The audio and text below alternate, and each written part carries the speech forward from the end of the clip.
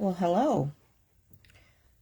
Sorry I'm here being super quiet and you guys are already chiming in the chat.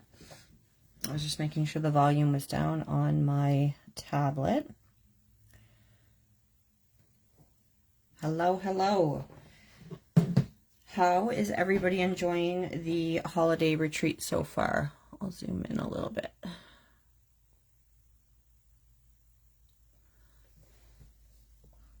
Sorry, still just setting everything at the right spot here. Yeah, a little bit, Kim. It's a long story. Kim's asking me that because I had a glorious 1 month off of work because I basically went the entire year without taking vacation days other than 2. I took 2 vacation shifts in August, but otherwise I saved all my vacation time to ask for 3 sets off work. I'm a nurse at a hospital, and I did this last year as well because you guys probably saw like Kim post everything in October. A bunch of us crafty friends took off for a week to Margie's in the Muskokas, and it was an amazing vacation. And then I came home for a day and then took off with my husband to Montreal for 12 days. And when I went back, sorry, this is probably not the best way to start this class, but our hospital was hit by a cyber attack last year.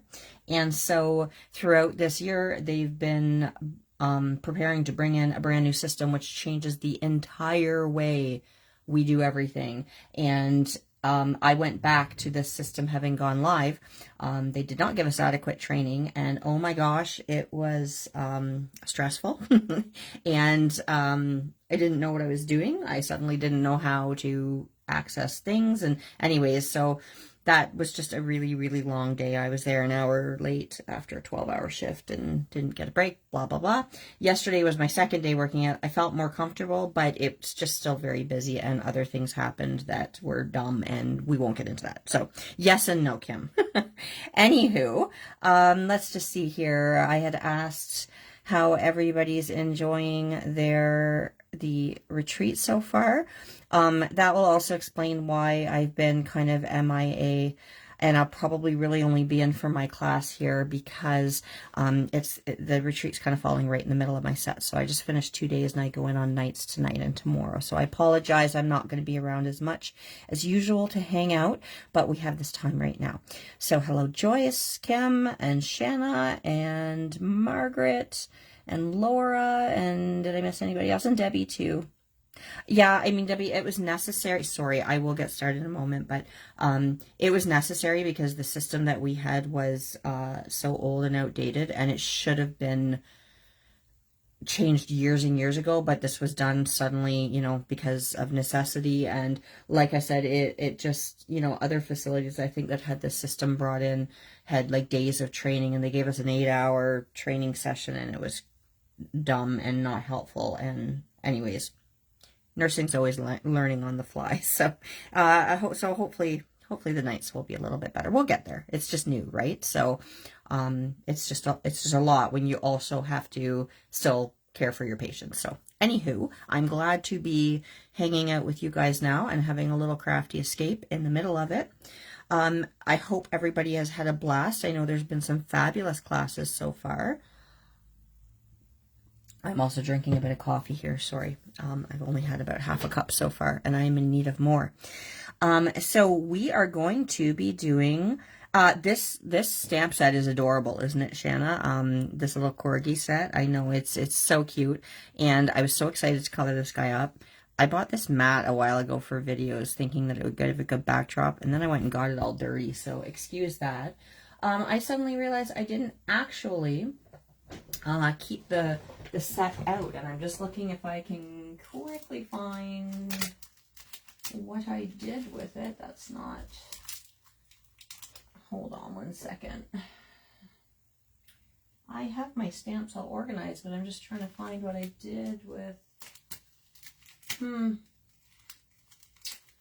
curious. I unpacked my stuff from when we were away on holidays. Oh, maybe it's in here.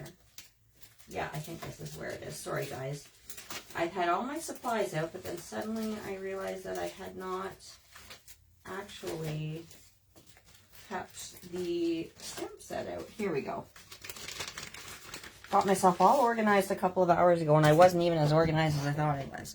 Yes, so I'll just flip the back of my card over just to give that a little bit of a background there. These little characters, chef's kiss, so cute. I love them so much. And they are just fantastic for all your holiday creations. So this was a great set. Thank you, or kit. Thank you to Kim for all of the effort in pulling together not just the artwork and the stencil, but also finding great papers and accessories just to, you know, get you guys all set to go on some holiday crafts. So she always puts a lot of hard work into that. So that doesn't go unnoticed, Kim. Thank you for that. Okay, we're going to do a Copic card. I feel like for so long, I love watercolor and stuff, but, you know, I've lately been using my markers a lot. I brought all of my stuff for like all different mediums away when we went away in October together, and I didn't even pull my paints out. So maybe next time I will do that. But I felt this lent itself, you know, nicely to pulling out the markers for. He's adorable. I love to make little critters fluffy.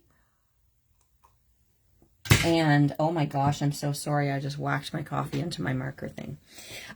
So we will get started. I hope you all had a chance to take a look at the PDF in the group, because I did put, in case you wanted to craft along, I know some people like to watch the videos and hang out and then craft later and watch at their own speed. And that's great. And some people like to just jump in and craft along. So if you were wanting to keep up and assemble this card together, I did put some prep work in there. Hopefully everything was easy to understand, and the measurements and everything. So this, of course, is the finished card. I don't think I'd put it inside. I always just add little snippets of paper from the front into, yeah, thanks, Kim. I didn't even say that it was Santa Paws. Oh my goodness, I haven't had enough sleep or enough coffee in these next couple days. Yes, the name of the stamp set is Santa Paws.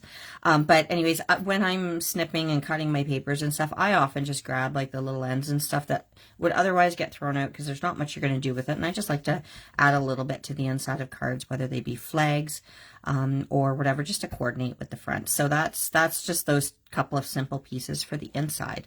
But this is what we will finish with. Hello, Mary Pat. Welcome. I'm sorry, I'm just reading Kim's comment here. Crafty Friends group mentioned that they will be available at a special release next weekend. Gotcha. So if you took a look at the PDF, I'll just quickly go over the supplies that we're going to use for assembling the card.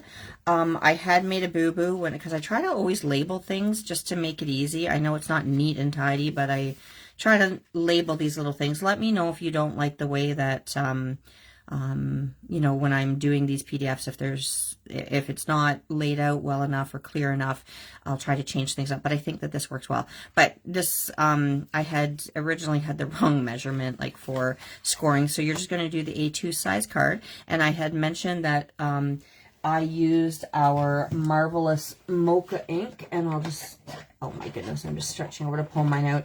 Mine's well loved and not in pristine condition, but that's okay because the more you love your supplies, they show it, right? Marvelous Mocha is one of my standbys that stay on my desk at all times, along with our Wicked Black and Totally Taupe. Just because I use the Wicked Black Totally Taupe for images, and then of course Wicked Black for sentiments. But the Marvelous Mocha is one of my favorites just for kind of grunging up the edges of paper. And if you guys know me a little bit, you know I like stuff that's kind of vintagey and a little bit grungy, and typically that's kind of what I go with. So I had inked all my edges up ahead of time, including the outer edge of that card base. Okay, thank you, Margaret. And then we had all of our different pieces. So you may have chose to work with a different colored cardstock for matting. I used red. So I still have all my little measurements. These are all the same papers that were in that picture on the PDF for your prep work. I know some people have a distress tool. If you're not into distress, look, you didn't have to do this step, nor do you have to if you haven't prepped yet. I just use my edges of my scissors because I know probably dulls them a little faster, but I just find I have a lot more control with that. I do have some distressing tools, but I just use my scissor edges because I have them out anyways. I distressed them a bit, and then I went around with our Marvelous Mocha ink. So just to quickly go over supplies, you should have your card base. You should have this red matting layer for the main bit of your card. You're going to have this piece of the plaid paper. Sorry, maybe I should zoom back out again a little bit. This piece of the plaid paper, and like I said, everything's been distressed and inked there. I had you create this flag paper here. So just cut a rectangle and then snip up the corners here to make that little flag, and then the red mat that goes along with that. I'll take off all these stickers, of course, after. We have our 2 circles. That's again inked and distressed and ready to go.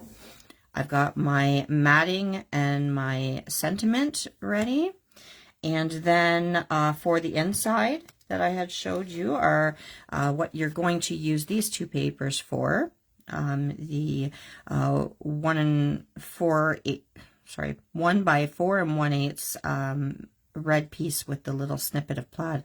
I'll go over the measurements as we're assembling the card, but just thought I'd run through it first. And then this little bit of the green and the piece that's going to mat with that. So again, I'll go through those in detail when we're assembling. Those will be for the inside. The other thing I had asked you to do ahead of time was to take these 3 die cut trees, and I did not distress the edges with these, with the, like, physically distress it with the scissors, but I did go around and I sponged all the edges here with, again, the Marvelous Mocha ink, just so that they'll all sink nicely into this paper. You will have also been instructed to use your paper of choice with markers. I use Nina. So whatever paper you like to use for your markers. I stamped this little Corgi with the sweater and the gift box in our Wicked Black ink. That's what we'll be coloring. I'll just set him aside for a minute because we'll do that first. I also asked you to take like a little snippet of the green paper here. Just bring it a little closer, which I think will show. Yeah, actually it was showing up from further away there too. But anyways, I asked you, I just selectively kind of stamped out the sweater bit from the Corgi image, because we'll use that for paper piecing, as you can see on the finished card. But we're going to add a little bit of shadow and shading in there with our markers just to make it pop a bit so it's not flat. Because there's one thing I like to do with paper piecing, because if you're spending all this time making your image look 3-dimensional and then you stick just a flat piece of paper on there, it's not going to meld well with your colored image, and you want it to look like, I mean, you could have colored that pattern on there if you wanted to, but you want it to look like part of the image.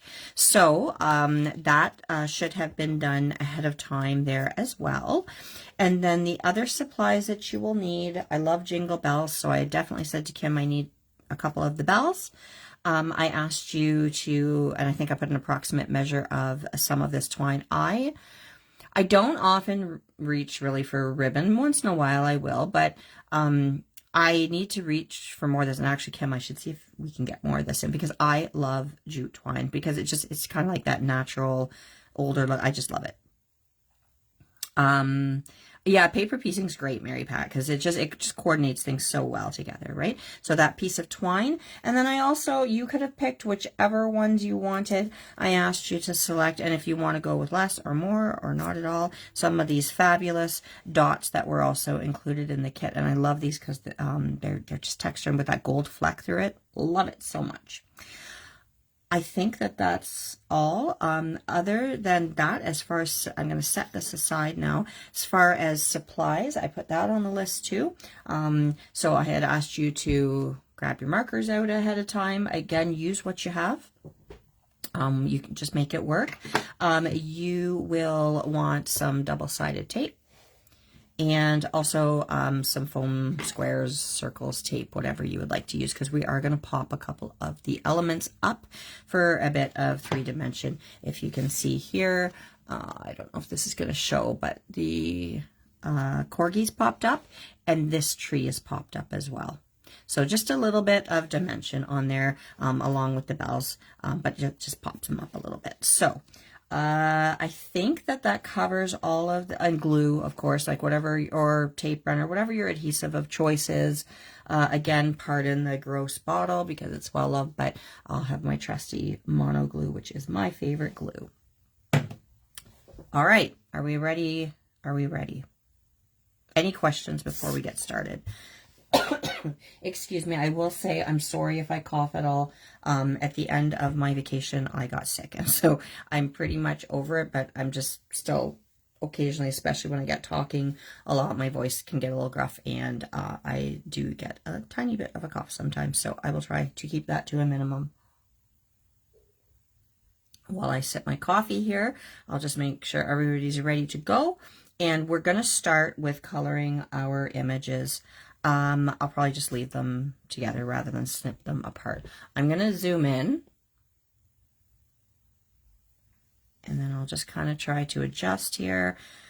I know that there's apps and whatnot to be able to do landscape the way we used to. I still haven't done that on my phone yet. I really need to do that because I hate doing it in this portrait setting, just because there's less room for me to keep it in frame, if that makes sense. Meaning that sometimes I get out of frame, but I try to watch that. I've got my screen right ahead. Love paper piecing. So glad to see. I'm going to assume used today. It is fun. I think it's just something we forget to do sometimes. But it is a fun little finishing touch. So let me just grab another sip of coffee here. And I did this little piece up ahead of time just to kind of show what we're going to work on. Wontons are delicious. I'm just going to say, I haven't had one in a while, but they are very good. And now I'm hungry because I haven't eaten today. So anyways, this is kind of the progression. I mean, it's just a very rough, quick sketch just to kind of show you with the colors for the corgi that I chose, how we're going to work on that. I am going to keep my demo card a little closer to me just so I can keep an eye on how I did the shading and such. So what we're going to do, and this was just kind of mimic the shape of the face a little bit, we're going to start with a base of YR31. So I'm just going to grab those colors out of my thing.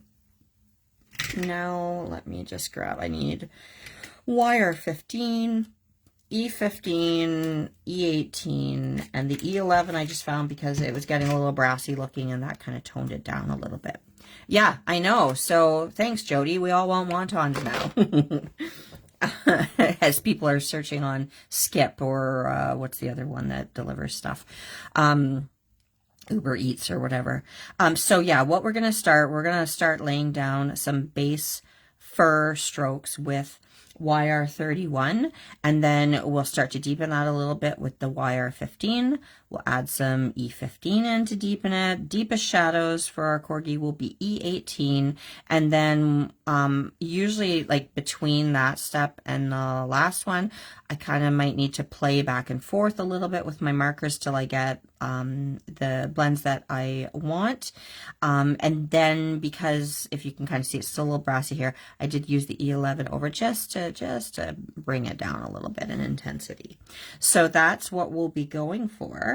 As far as the strokes of fur, it's kind of that flicking motion that I mean, you can see them here, like a hair type stroke. So we'll work on that motion. So yeah, it's basically really the same as when I would do hair. Like I said, it's been a while since I've done a marker video. The one thing I always find is it's hard for me to keep my hands out of the way for you guys to see what I'm doing.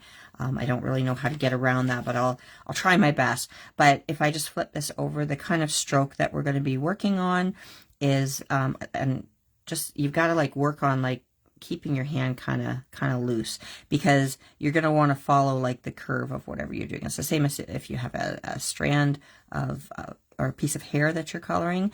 So I kind of build it up near the base, and then, you know, we flick it out. So just to do a very exaggerated one, it's a bit more, obviously not going to be this big because it's a tiny image, but it's going to be a little thicker near the bottom. And as you do your marker stroke, you're kind of lifting up so that it tapers off like that.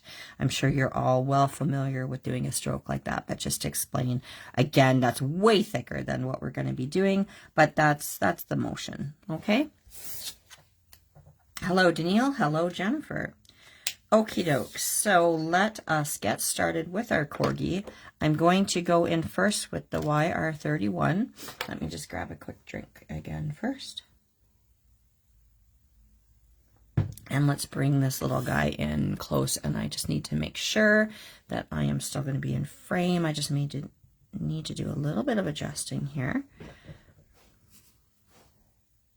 And I'm going to move my chair over a little bit as well. So I will kind of be spinning my image a little bit, because the thing is, you want to feel comfortable with your flicking motions. So I move it around, especially you're going around kind of this curved little dog's face. And what I'm wanting to do is make him look three-dimensional. And so that snout, you know, his muzzle is going to be closer to you as the viewer than the, say, farthest ends of his cheek. But we also want to make those cheeks look rounded rather than flat. And so I'm going to do that, create that hint of a shape with the marker strokes. So what I also did with him is I kind of gave him a little blaze down the center of his face, and then I kept that the muzzle a little lighter as well. So I'm just going to, oh my goodness, I'm bumping my head into my phone here. I'm going to kind of mark off where I did that, and I think I'm going to have to take my glasses off while I'm doing this, so I won't be able to see comments for a few minutes here, unless maybe I can pull this closer while I'm zoomed in. So I'm just going to mark off where I'm going to go with the muzzle, which I'm going to say is going to be about there and about there. And I'm going to keep looking up to try to make sure I stay in frame. So I'll try to keep stopping every few minutes or few seconds to look up. Then also he's going to have this little blaze. I did give him just a little bit of orange above his nose, so I flicked a couple strokes up there. I'll move my marker out of the way so you can see. And then I'm going to just gently mark off here. And I don't want this to be a straight line because I want to look like there's like fur strokes coming in here. I'm just going to mark off this little blaze there. Okay, so that's going to be the areas that we're going to leave lighter along with the inside of his ears. And we'll also give him little, I'm going to actually just mark these off now. He's going to have little white pads on his feet here, white toes. So I'm just going to start. There's not really room to do a whole lot of first strokes here. So I'm just going to do a little bit of orange, leaving the tips of his toes white. Same thing with this one over here. And then this foot as well, I kind of came down a little bit towards his heel. And then this one, I think I didn't go quite as smooth of an edge here. So we'll give it just a little bit of an uneven edge there. So that's marking off those areas. And then, like I said, the inside of his ears we're also going to do in the lighter color. So let's just start with some directional. So work in the direction of the fur. So I'm trying to mimic the way I think his fur would lie on his face. So I'll just start here. I'm going to be leaving these areas beyond his pupils white for the whites of his eyes. So I'm going to kind of pretend that those lines were sort of like drawn all the way around. So I'm going to start in here and just make that other edge of his eyeball. Okay. And I'm going to, again, I'm going to try to keep moving my marker so you can see what I'm doing.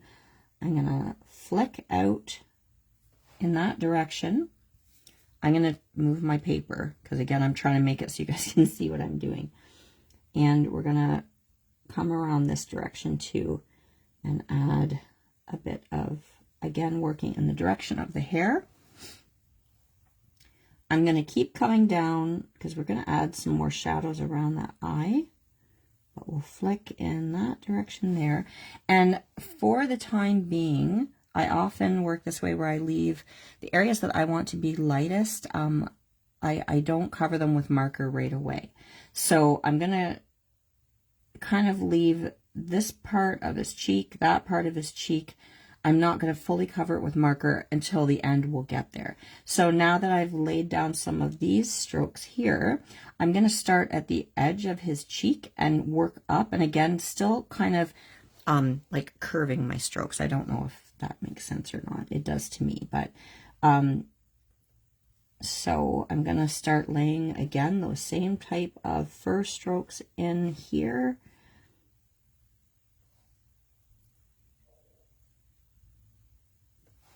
And I've got this like little rim of white here. Like I said, it will eventually be covered. Now, as I'm getting down to this area of his face, it's not so much like curving on the cheek like that, as now these can come kind of straight down a little bit more, but still that flicking motion. It's not quite as much of a curve. We'll just add a little bit under his eye. So like I said, this is our lightest color. Going to do the same with his ears. There's not a lot of room for creating a ton of texture on the ears, so I'm just going to start to lay in, I'll leave the tips of the ears white for now, and I'm just going to, I'm really trying hard to keep my arm and my hand out of the way. Just lay in some of this color around here, so I'm leaving the very tips white for now, but they will be covered. I don't usually leave much of my images white. I'm just going to go ahead right in here with this other ear, doing the same thing, following that curve of the ear. And then let's get this side of his face here. I've already done this part of it here. I'm going to have to turn this just so that it's easier for me to make sure you can see what I'm doing. So I'm going to go around his eye here.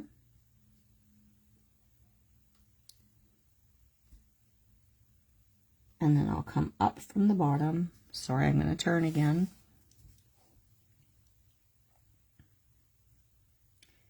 And then come up from the bottom here too. One thing I forgot to with his tail, I'm going to leave the underside as a lighter color. So we're going to lay a little bit of color down in those flicking motions on the tip of his tail, the upper side of his tail. Okay. Let me just throw my glasses on so I can see the computer screen. These are supposed to be bifocal lenses, but I still struggle when I'm trying to do tight detail work. I need to take them off. They're not quite strong. I think the reader portion of them maybe isn't as strong. Swish and flick. Swish and flick. Name that movie. Just grabbing a little sip. So the next marker we're going to grab is YR15, and I'm going to start laying its same strokes, okay? But I'm going to start isolating a little bit more where I want things to be a little deeper in color. Again, with his little feet, there's not a whole lot of room to fiddle, but just adding a little hint of that in there. Oh my gosh, I didn't do his bum. Let's go back. Let's go back to his bum.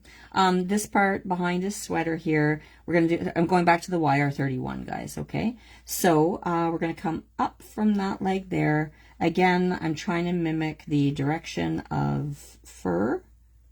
So we'll just, and I'm giving it a little bit of a curve here, a little bit of a downward curve.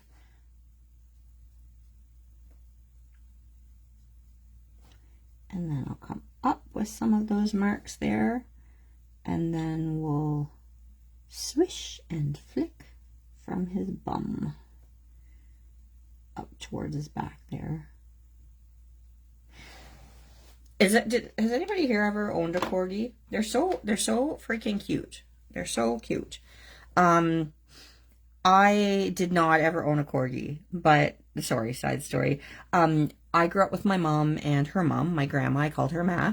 And she worked for our family doctor. And so we were friends, like, with our family doctor and his family. And we actually lived in an apartment above his office. And so when he and his wife would go away, he would often ask my grandmother if she wanted to house sit because they had dogs. And they had a little Corgi named Rigel, and she was just such a cute little thing. That's the only Corgi I've ever actually kind of been up close to. But yeah, this little Corgi Rigel, I just loved her to pieces. She was, and I used to laugh watching her go up and down stairs because, like, it was just the hopping, because her little legs are so tiny, and just watching her go up the stairs, it was so cute, so cute. Kim, you weren't supposed to play in the Name That film. Because I know you know. Anywho, let us now, since he has a bum, go into wire 15. And again, like I said, we're just going to start to add in, we're not going to cover the whole area, but we're going to start to add in a little bit of the darker orange here, just to create some depth. And I'll try to, like, as I keep moving my hand so that you can see what I'm doing, because it's not much fun just to sit and watch my hand and not actually see the coloring. So I'm going to start at the bottom here, and I'm just, I like going in with that lightest color first, because it lets me start to lay a foundation down so that I can make some changes before I commit with my darker colors. So we're just going to come up here, and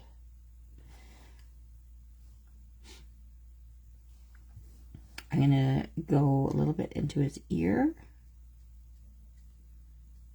Again, I'm trying to leave that bit of white at the edge here until our later steps. Okay. And then I'm going to come around his eye, and I tried to create quite a bit of depth around, like, the eye socket. So we'll come underneath first.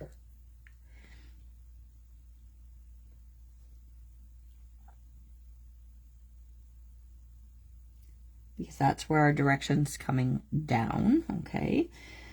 And then I'm gonna curve or change the paper here, just so that it's a little easier for my hand. And I am following, like, this direction of the eye here. I'm wanting to kind of follow the same curve as the edge of the eye that's drawn. I hope that makes sense. It will in a minute here if you watch. We'll come right from in, I have to get right above my image here right now, sorry. Come right from in here, and with that light flicking motion, we're going to come down to start to make that little shadow around his eye.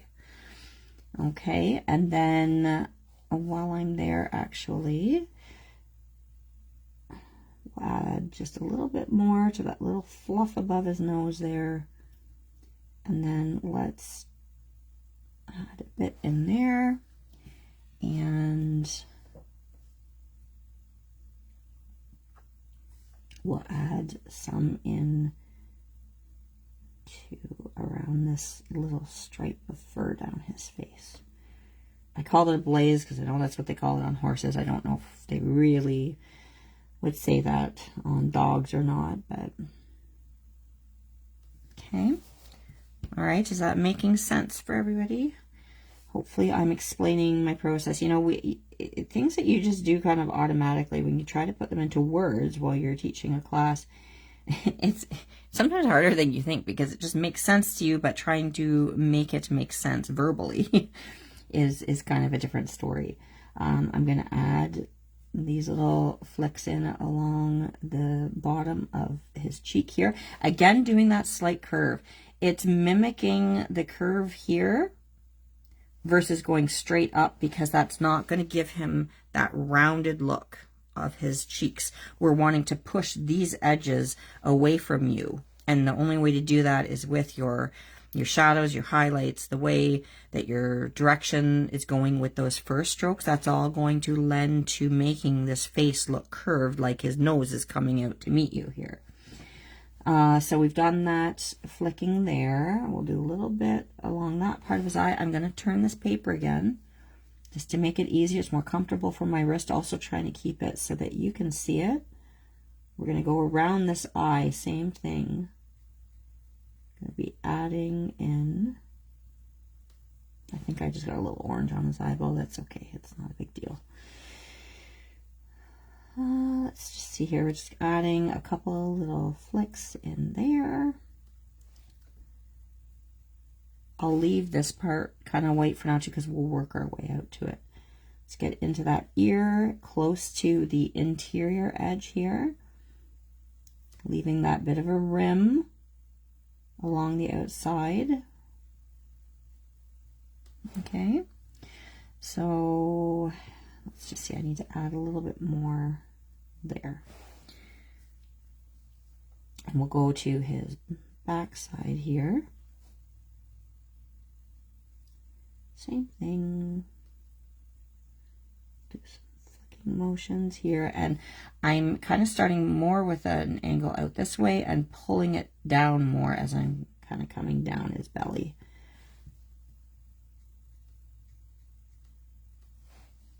Same thing on this side. And then just down the back of that leg a little bit. And actually, because this foot is drawn so it would be a little closer to you, we'll just come right in above that foot on this part of his belly here and just add a little bit in there too. Okay, and then the same with his tail, right where it joins his bum. Add a little bit of this deeper color in there. All right, so that's our wire 15. Just checking in case there's any questions. Any questions so far? I know everybody's like radio silence. Is that because A, you're working hard in coloring? B, you're bored? Or I don't know what C would be. But I'm just taking a break for a moment to take a sip of coffee here. Fire off any questions you might have at this moment, and then we'll go to our next color, which will be E15.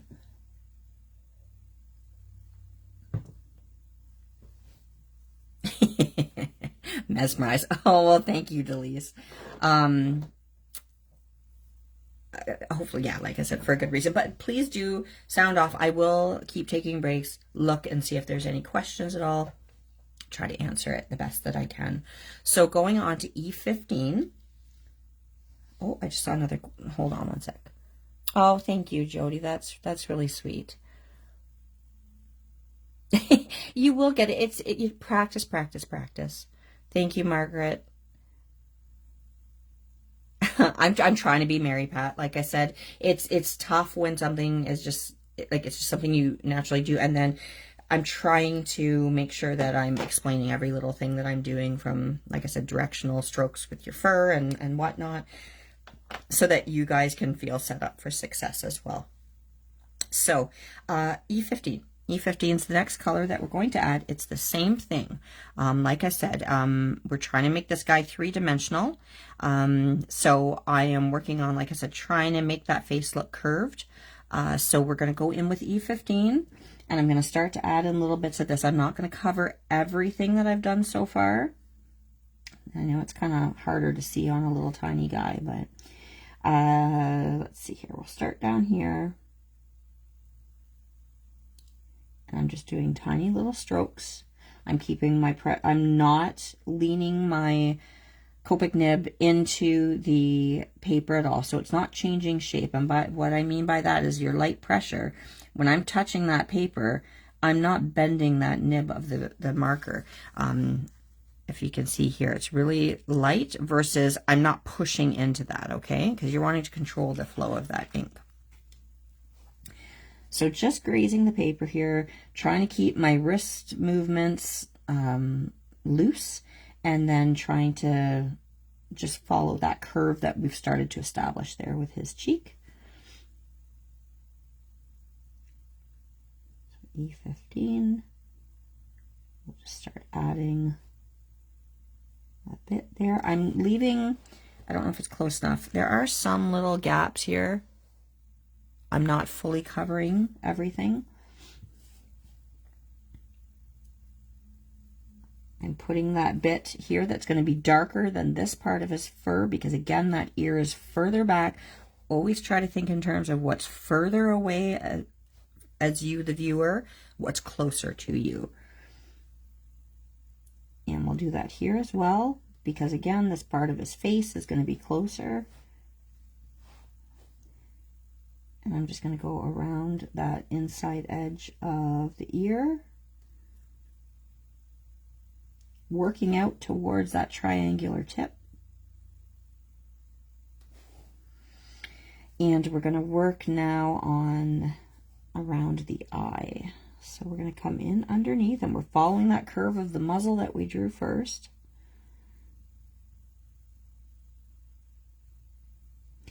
And the thought of making something three-dimensional like this, doesn't matter what your medium is. You're going to be following the same thought process.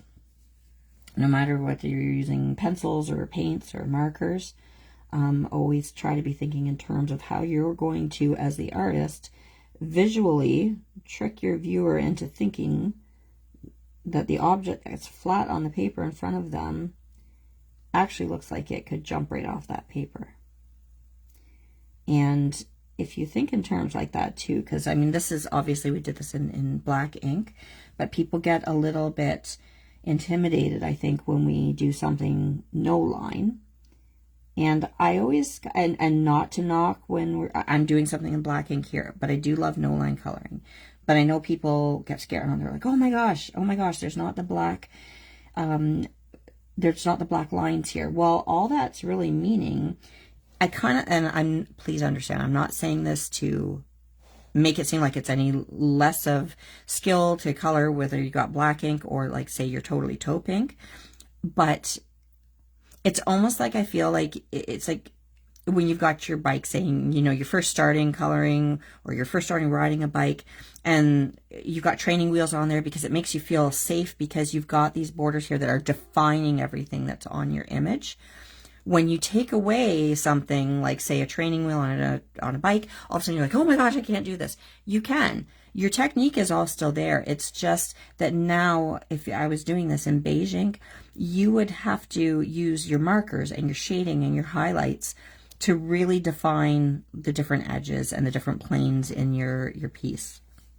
So whether you're using black ink or the, you know, no lines technique with a lighter ink, it's all the same.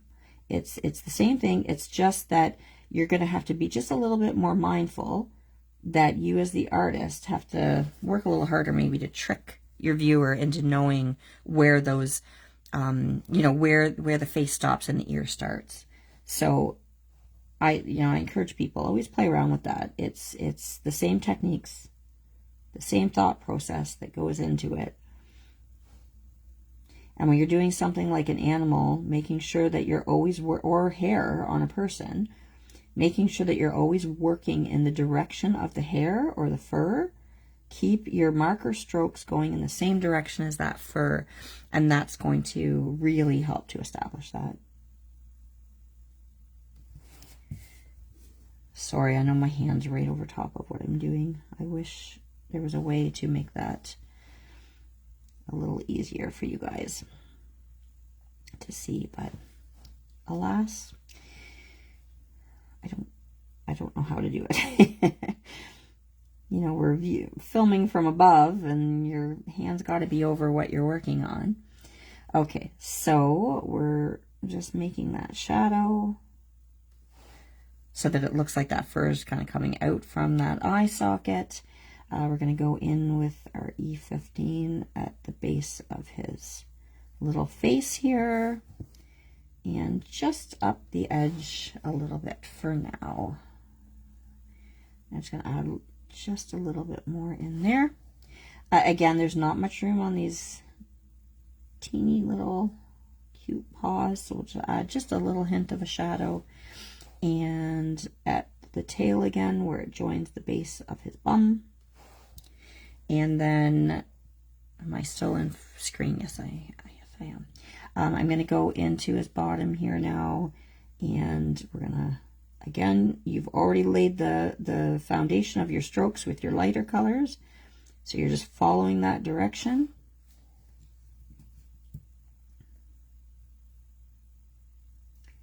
and coming out from that base of his little sweater and up from this little paw. We'll just add a little bit again, because that paw, see how right away adding that darker color behind that paw is pushing the body back, pulling that paw forward. But we'll add a little bit to that side of the paw. Okay. Excuse me. Before I go in with darker, this is where I'm going to play just a little bit. I'm so sorry, excuse me for a moment.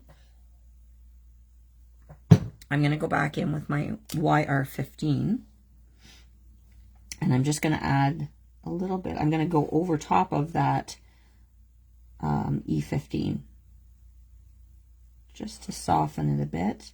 Again, I'm not covering those middle parts, the lightest parts yet. We'll work our way out there, but I am coming a little further out than I had, say, before.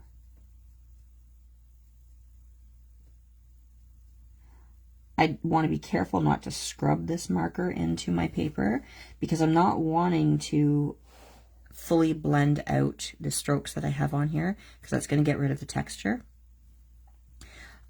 So I want to soften it a little bit, but not lose the texture, if that makes sense.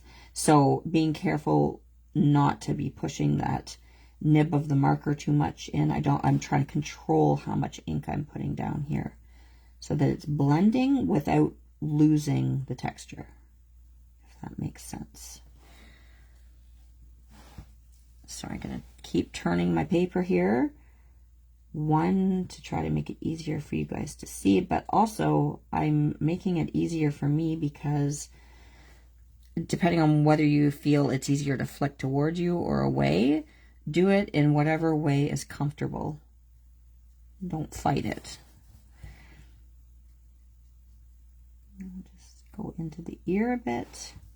We'll go over onto this other side of his face.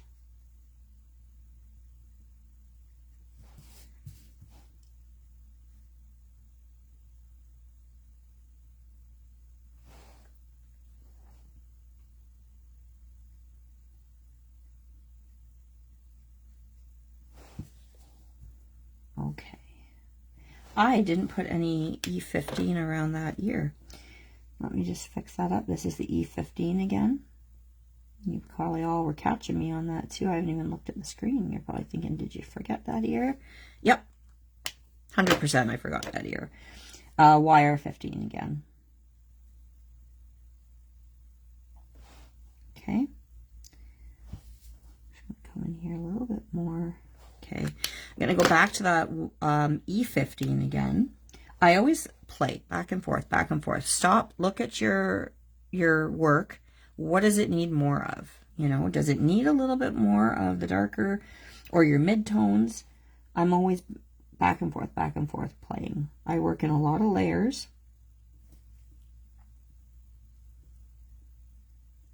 I know some people color, like they'll start kind of with their darker colors and blend them out. I sometimes do that, but very rarely.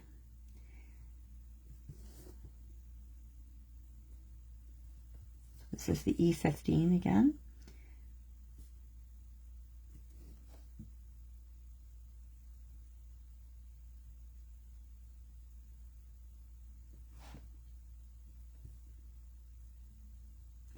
I am trying to leave, you know, some gaps between, so it's not a solid wall of one color. Because, you know, animals' fur, like there's, you know, layers to it, and you're wanting to, you know, look like there's those little breaks in between so you can see some of the lighter colors underneath.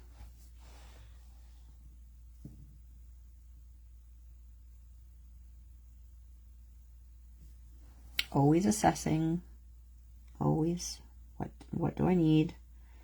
What do I need more of?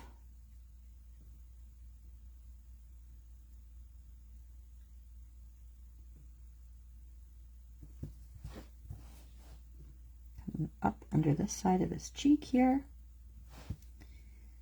All right, So let's go to our E18, which is our darkest color for him. So E18.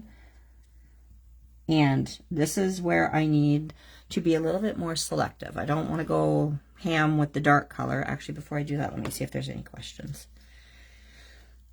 Just here. No questions so far. Okay. All right, great. Okay. So let's carry on. E18, darkest shadows. So I want to put some of that into this side of his bottom here. And I'm just lightly stroking that in on that joint of his tail there. Just come a little bit down that edge of his foot. I'm going to go in where the belly is behind that little foot. I'm adding a little bit more there because that's way underneath him there. I'm just going to turn this a little bit because I'm just going to put a little bit in right where that sweater meets the body, because that sweater is sitting on top of this fur. So your fur is farther behind the sweater. Just a tiny little hint on these feet there. Little hint on these bottom edges of his cheeks. Leave some gaps between your fur strokes. Don't fully cover it. But even just looking at that, see how that darker E18 has made that seem even more rounded than what we've done here already. A little bit at the base of his ears here, and just a little bit around that artist drawn edge of the inner ear.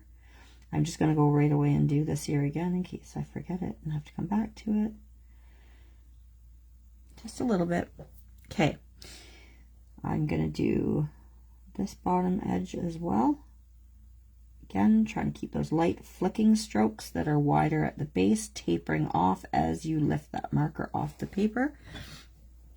And now I want to deepen around those eyes. So I'm going to come at this angle here.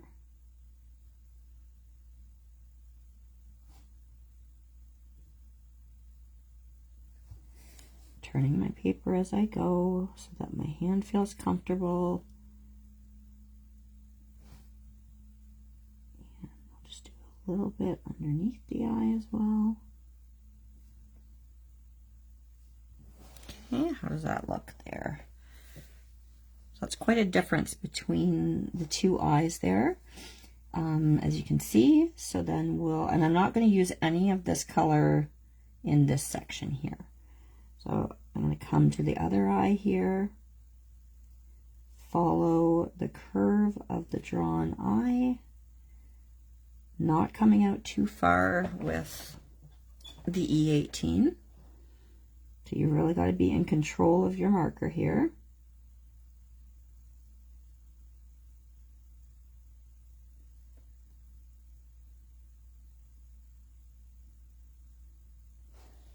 Okay. I'm going to go back with my E15, which is my next step, not down, up, my second darkest color. And I'm just going to soften that a little bit. So I'm coming in where I put that E18. I'm just flicking in the same direction. Like I said, it's almost like that first layer that you put down is really establishing the roadmap for your fur strokes. And so once you get that laid down, it's pretty easy to follow. So we're just softening this a bit. Sorry, I got to turn that again. I am going to add a little bit more in here. Again, I'm trying to kind of keep an uneven edge to that little stripe down his nose. Let's get into this section here while I've got the paper in this direction. Sorry if I'm making anybody motion sick. And then we'll go up on this curve of this little bum. up on the tail there. And I have to do this side of his face here too.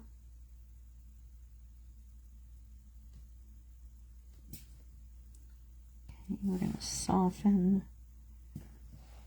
Twisting, turning, I know, sorry.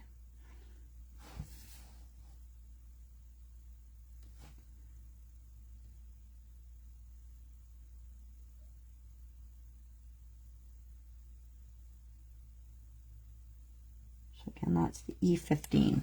Okay, we're working our way kind of down here. We're going to go with our YR15. And same thing, but we're going to start to close the gap. And like say around his cheeks, we're closing that gap in, okay? Let's start with the tail. I'm going to work my way back this way. YR15. And we're starting to do, again, don't fully cover it. You're doing these hair-like strokes. You want to leave some gaps, but we're starting to work in towards that white portion. And I'm not really dragging this over top of, say, like where the E18 was, but definitely over some of that E15 to start to blend it.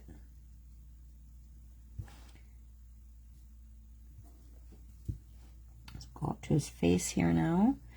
Same thing, follow that curve that you've established. Always working in the direction of the fur.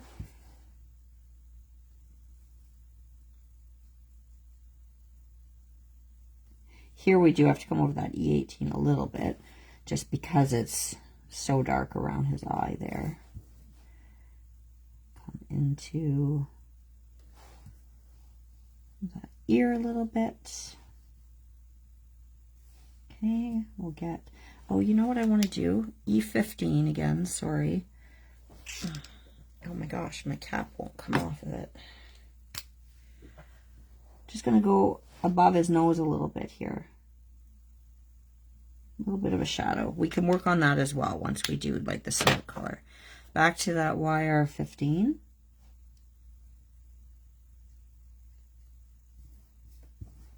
we'll get this side of his face. Closing the gap a little, not quite all the way. All right, now we're going to go back to that YR31, which we haven't touched since the beginning here. So YR31, closing the gap a little bit more, not fully yet, but almost. Kind of going over where that YR15 was.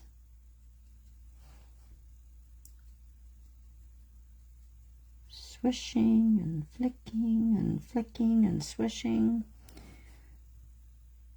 Again, leave those little white toes because I just think they're super cute.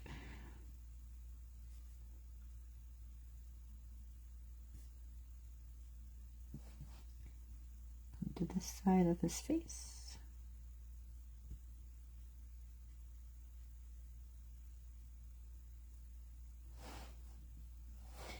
Just going to go back to that YR15 again, just so I don't fully lose that. I'm going to bring it a little closer to meeting, but leaving the gap so your YR31 is showing as well.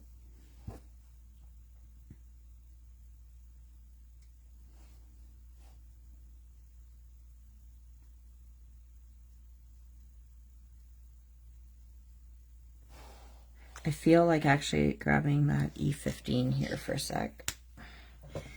I just need to add a little bit more around that edge of the muzzle. There we go. YR15 again. Gently, gently, don't cover up all of your light. But I just want to add a little bit more in.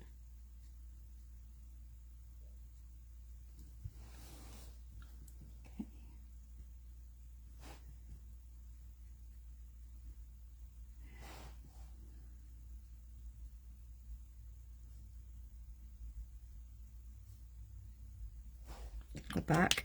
So that YR31, I think at this point I'm going to fully go over that little bit of gap I still have in there. So now I'm basically covering up all of the white that's left. I'm still working in those flicking motions. I don't want to fully blend everything together because you'll just end up with mud. So carefully. I'm just filling in my gaps now, which is how we've established a nice rounded highlight here. Turning my paper.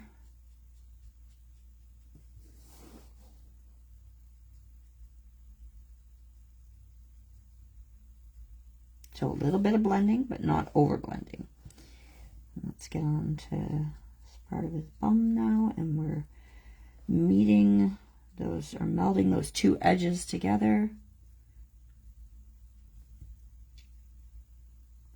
Okay, now he's a little brassy, so I'm going to pull in that E11, and again working in flicking motions. I'm just going to use this to tone it down a little bit. And I'll kind of add a few more hair strokes in there too, and just like a different color, so it's not quite so yellow.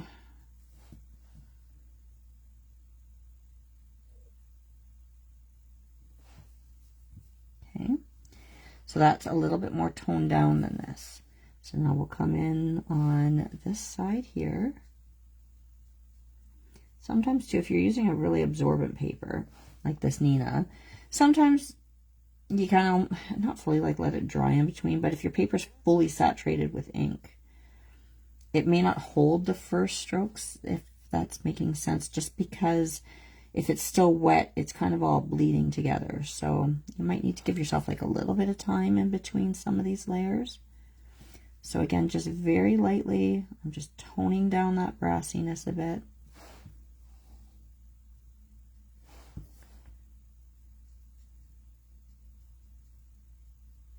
And adding just a bit more fur texture with this too, just a hint.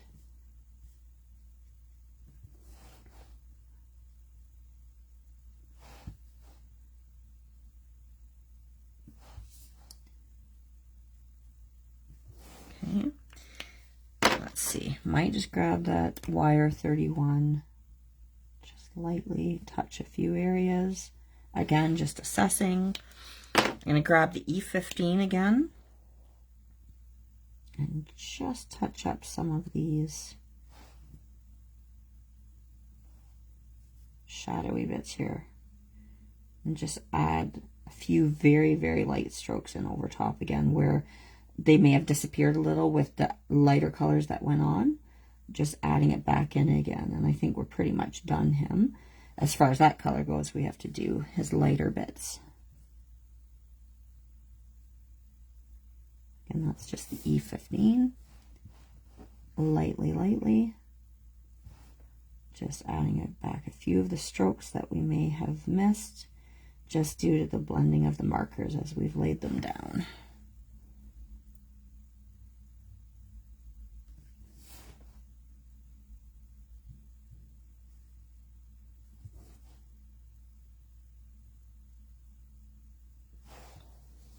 Just go back here again. Same thing here.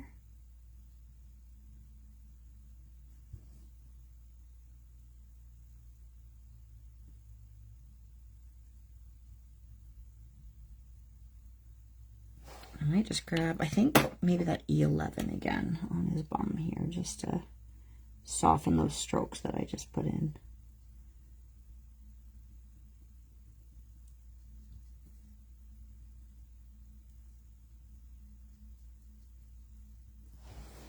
Okay, let me see if there's any questions. Okay, how's everybody doing? Good? Not good? Anybody coloring along? Any questions?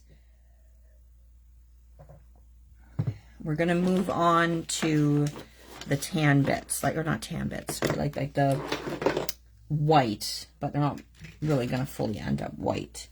So we are going to need E40, E41, E42, and your blender. Okay, awesome. Everybody happy? Everybody happy? Okay, E40. I'm going to take my glasses off here again so I can see what I'm doing. I didn't add much texture, excuse me, to these bits, but I am still sort of working in that motion, but I'm not too worried about getting him really furry looking like the rest of his body. With the E40, just because it's the lightest, I'm going to start to lay down where I want my shadows.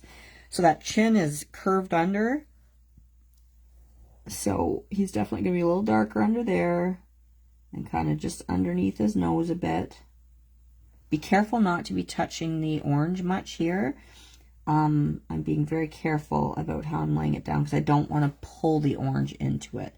But I do need to make it look like it's on the same animal. So it has to be like harmonious, but if you really work into that orange a lot, you're going to end up with a big mess. So I'm just pulling in just some very light fur type strokes there, again in the direction of the fur growth. Kind of tufting out from his ears here, and I'm going to go around the edge of the ear.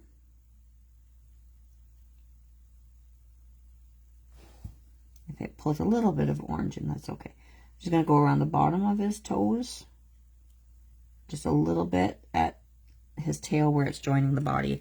I know you can hardly see that E41, but, and you don't even need all of these markers really, honestly. E41, you could just pick a couple of them if you wanted to, because we're just giving a hint here. Underneath his nose a little bit. Just a hint of a couple strokes up in that blaze. Again, the tufts out from his ears and just under the edge of the drawn border between the orange fur and the white fur. Tail, beaks. And then I'm going to grab that E42 sparingly with this, just because it is quite a bit darker. Underneath his chin, again, working in little hair-like strokes.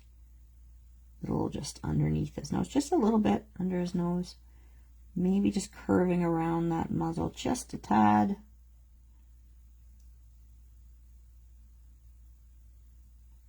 A little bit of shading up behind his nose there.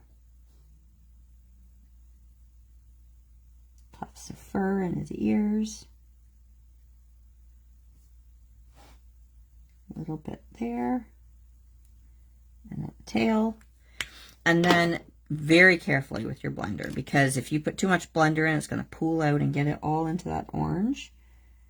Actually, sorry, before I do that, let me go back in with the E40, okay? Just, I'm going to hit those a little bit and just start to blend it out again. E40 again, that is.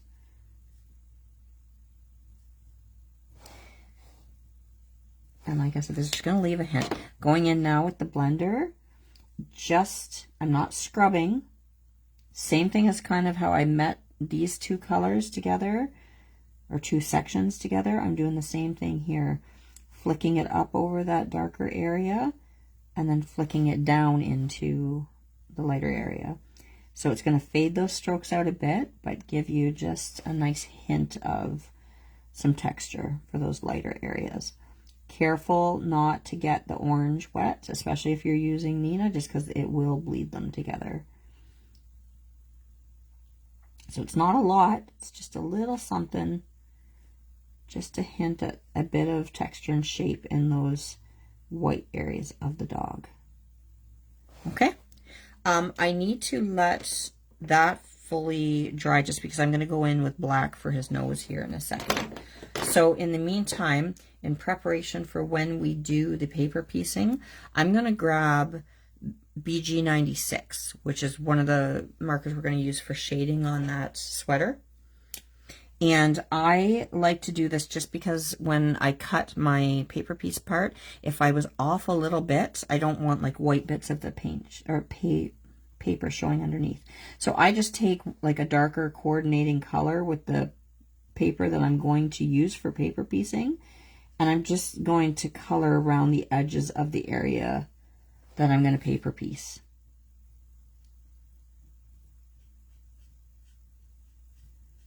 So that when I stick that paper down, like I said, there aren't any gaps.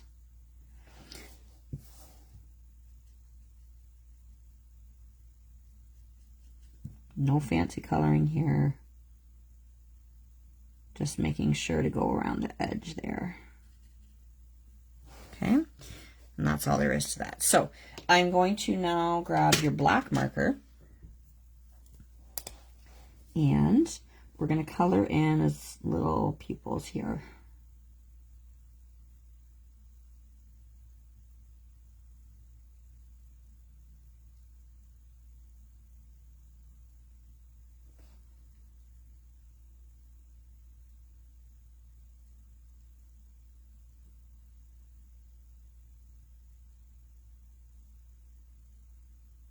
Sorry, I'm concentrating on this because I don't want to mess that up. We're going to add a white highlight to that. Now his little nose, I may see if I can just leave the white highlight by leaving a spot open on his nose with my marker. And nope, I covered it over, so that's okay. That's what we're going to use, our whatever type of white gel or paint pen that you have. Okay, so that's colored in there. I'm going to grab, I use this Sharpie pen. I just got to shake it up. I should have done that before, sorry. I don't really love this one. The old Sharpie one that I used to buy all the time, they don't make it anymore, the one that I really liked. And I don't know, I struggle with gel pens. They never work for me. They work like once. So I do like a paint pen. This one's okay. It's just you got to be so careful because it's got a flexible nib on it like the Copic. But you got to be careful you don't press too hard because it just gobs out then. So I don't even know what this one's called, but I'm just looking now too. It says store horizontally. I don't store mine horizontally. Anywho, that should be shaken up enough. So as you can see, it's got a brush nib as well. I'm just going to test it over here on these areas that I had scribbled on, just to make sure it's not going to gob on me. I got a whole bunch of ink. I'm going to just gently here touch a little highlight into each eye. If this one did say just put way too much paint down right away, or ink, I could go in with a multi-liner after and fix it up. So that's good there, and I'm going to do just a little stripe of a highlight on his nose. And that alone really just brings your characters to life, doing little highlights like that. Let me see, any questions at all? Thank you, Margaret. You're happy, Mary Pat? Good. Laura's good. Debbie's good. Awesome. Okay, so I think that's all I have to do with that little guy. So we're going to leave him. We'll do the present here. For the present, and then we'll do the paper piece shadowing or shading bit after, but we'll do this right away. For this, you're going to need your C00, C1, and C3.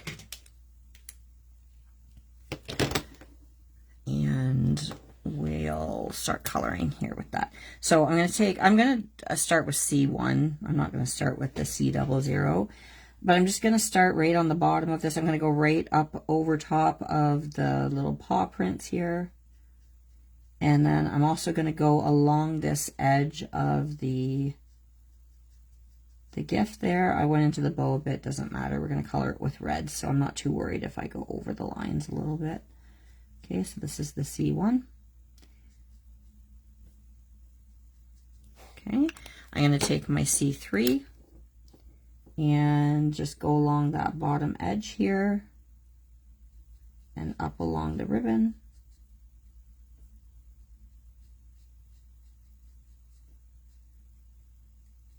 And I don't care if I colored a line, but I'm going to fussy cut it, so you can be sloppy and color it outside your lines. Okay, and I'm going to go back in with my C1, and I'm going to go over that just to try to blend it out. I'm going to start to work out towards the middle a little bit. We might grab our blender here too. We'll see. I don't use the blender very often, but C00, whoops, which is practically a blender, honestly, which is why I don't actually think I need the blender. So just going over all of that and flicking it out towards the lighter area here. And again, if it bleeds in here, I don't care because I'm going to color that in red. So this is kind of stress-free coloring. After all that tight and tricky coloring, you can be a little sloppy here. I'm just going to add a little bit more of the C3 in. And the C1. And let yourself breathe here a little bit. It doesn't have to be too fussy. And back in with the C00. And again, just kind of working that out. Okay, now I do have to let that dry for a second just because, again, this is Nina paper. It's like, it sucks the ink in.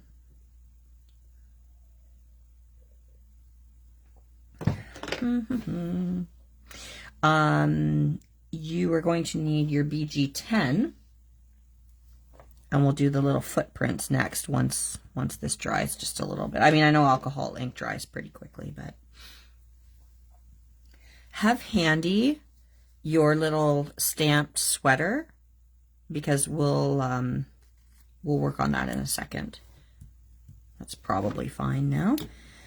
BG10. I'm not doing any shading with these paw prints.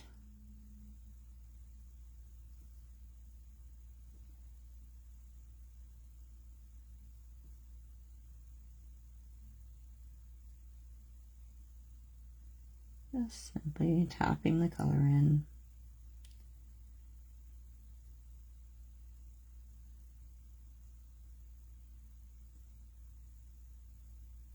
Going right over that gray, which is great because that lets this area of the wrapping paper be a little shaded as well, since we've got the gray base already there. I'm just seeing that this didn't blend very well here. I've got kind of a hard edge here. I'm just going to go in, not touching that BG color, but just with my C00. For the bow, we're going to color in red. And I need to make sure that that paper's good and dry. R22, R27, R46, and R59.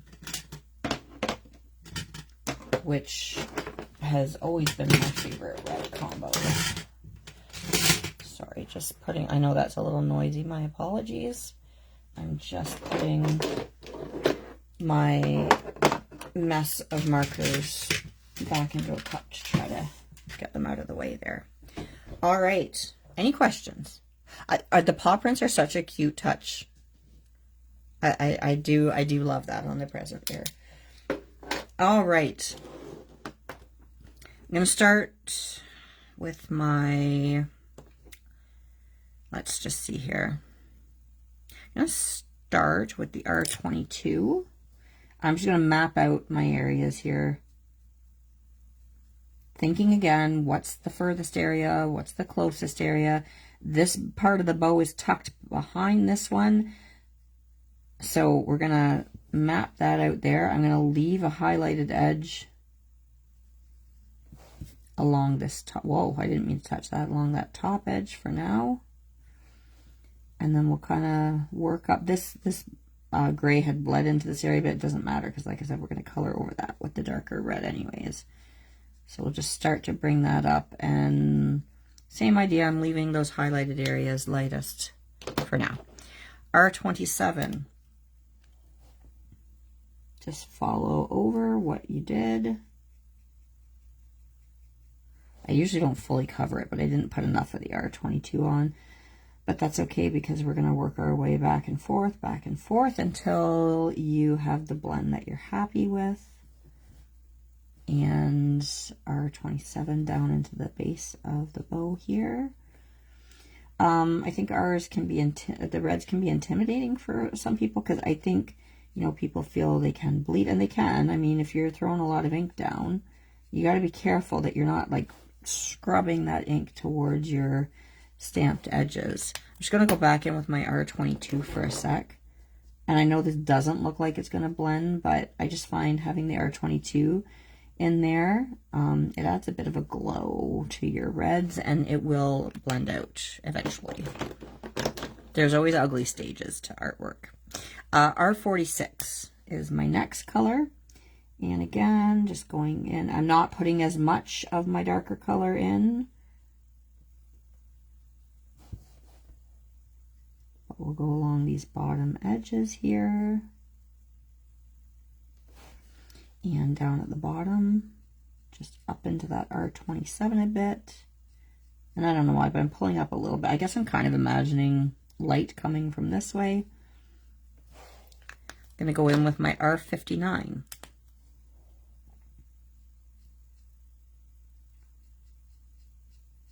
Throwing that in at the bottom. And along that edge of that bow, part of the bow. And along this bottom edge here as well. I'm actually going to grab a little bit of C7. That was also on your list. Just going to add a bit right at the bottom and right in here where this edge of the bow is coming in behind there, and just a little bit along that edge. I'm going to go right back in with my R59. And I'm just going to hit that C7 that I put down. Just blend it out. Now I'm going to keep working backwards. I'm going into my R46. And I'm coming up over that R59. And just blending that out a bit. Again, careful not to scrub. I'm putting minimal amounts of ink down so that it's not flooding my paper. In this case, I did the gray first though, because going in with like that C00, if I had tried to do this after I had done the red on this paper, guaranteed I would have pulled that red ink out. So R27. And I'm going to play a bit now with the R22 and the R27. So back and forth. I'll just take both caps off here for a second. R22. I'm coming up over that and working into that R27 a bit. I'm starting to come up towards my lightest area.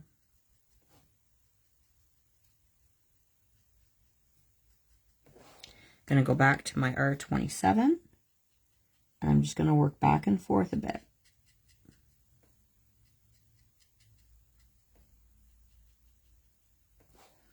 Go back to my R22, and at this point I'm pretty much coming over the white area here.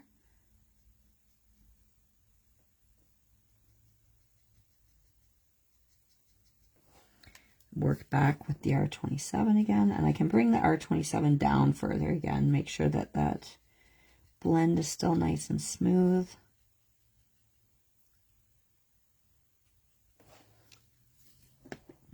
R22 again.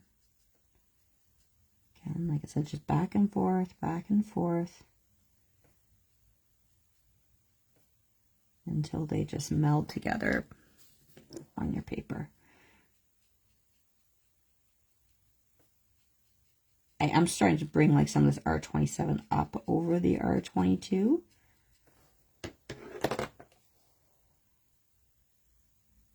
And kind of bringing the R22 just back in over top of that R27 a little bit.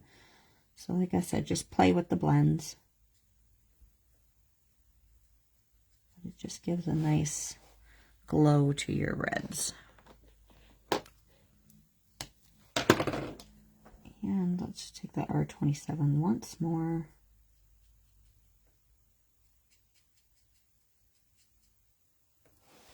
And let me just get a look at that. I'm just going to come right up over that R22, almost fully, and then go back in with the R22 once more, work back down.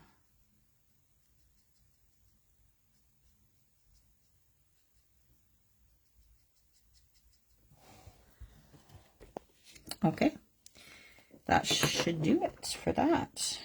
All right, so next we're going to,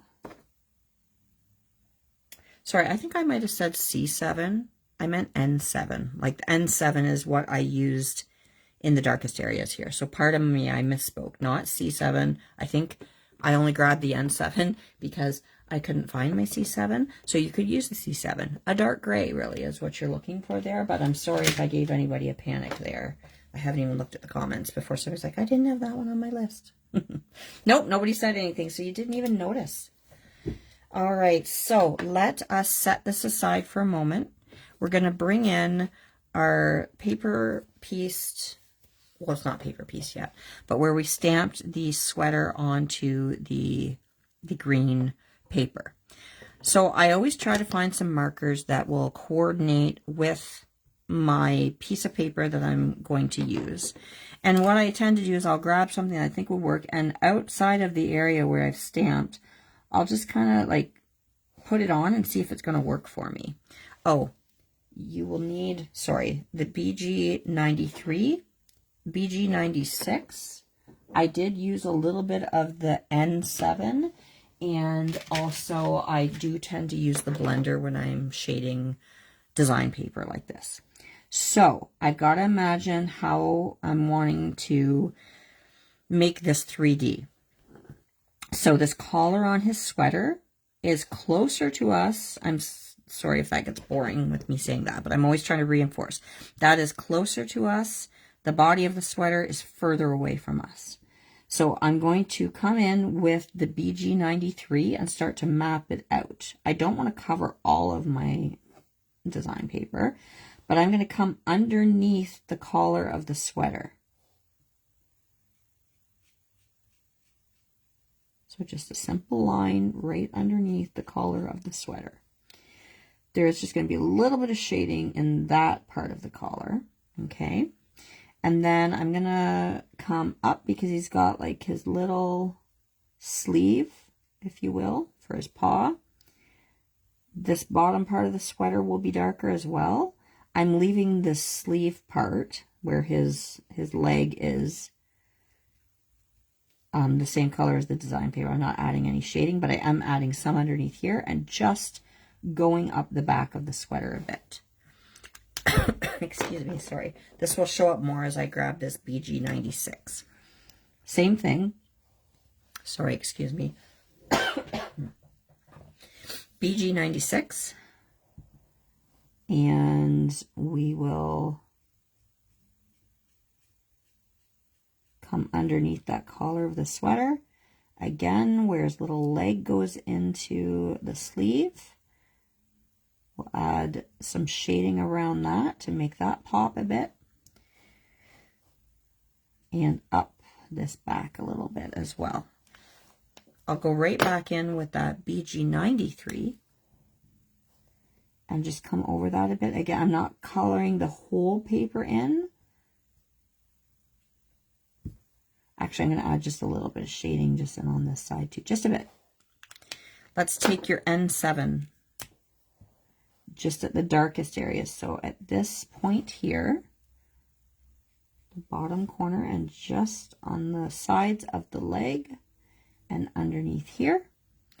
And then underneath, sorry, there's a bit of a glare from my light for me seeing here. Underneath the drawn edge here of the collar of the sweater.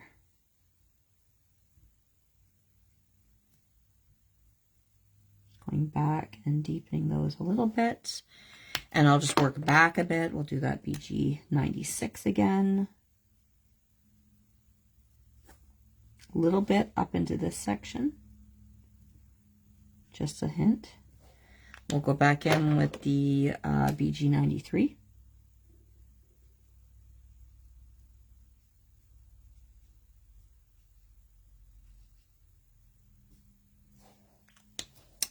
And I'm just going into the blender now and just kind of touching that. I'm not fully going, kind of going close to where my darkest bits are. But I'm just wanting to soften that so it melts right into the design paper. Be careful not to get the collar part wet because you don't want the shadows to bleed into that. So just going over all of this, gently tapping a little bit. I'm not scrubbing with my Copic nib, just a little bit of that blender solution on there to soften it up a bit. And really that's it for that. I think we're done the coloring bit. So maybe what we'll do next, how's everybody doing? Hanging in? We doing well? Kim, when's the next class again? What time? I didn't realize I had already been going for like an hour and a half already. Although I guess most of the time I'm about 2 hours. But am I okay per time? I mean, that being said, you guys can rewatch things at any point. And so if you can't, if you can't finish, if there's another class starting and you want to jump into that, you can come back and watch this later on replay. That is the beauty of our virtual retreats. Perhaps what we will do is we'll get our little pup and the get file. Oh, so I got lots of time. I can't even be on that long. I still have to make a snack because my work crew and I on our first night, we do snacks, and I have to look because I put a poll on my group as to whether I introduced them to Dream Ball, Kim, and they love that. So I said either that or a nacho dip. So I have to see what they voted on. But I need time to make that. Excuse me. And I have to have dinner and get ready for work. So I definitely won't be that long. I'm sorry for the coughing. Let us cut these out. So I want to get my markers out of the way here. And we're going to fussy cut these out. So I know some people like to leave a white rim. We haven't had it in a long time, I feel, Kim. That used to be a staple at our get-togethers. I'm going to zoom out a little bit, guys. No, I always go the wrong way. But we need a little bit more room here. Maybe I'll zoom out all the way. Yeah. How's that? Is that okay for everybody? No, zoom back in a little bit. That's too much. There. We'll just do that. Some people leave a white border around their stamped images. I don't like to. Just personal preference. If you want to leave a white border when you snip them out, by all means go ahead. I like to cut right up to the black inked edge, whether that's the black ink of the Wicked Black that I used here, or if I had done him in no lines right up to the edge of the image. So we'll snip this out.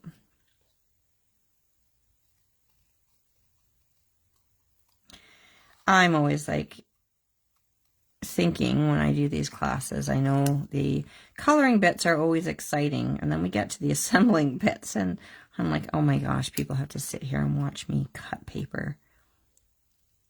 I'm sure that's not thrilling, but if you're working along with me, you're doing the same thing right now anyways.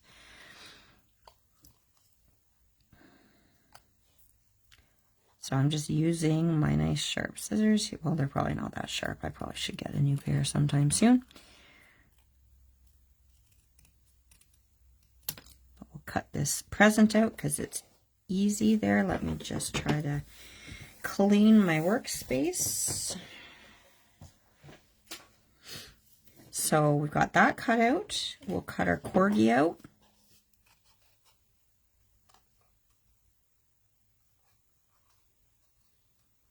Man, I love this stamp set.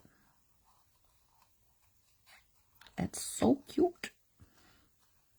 So I'm going right up to that black edge.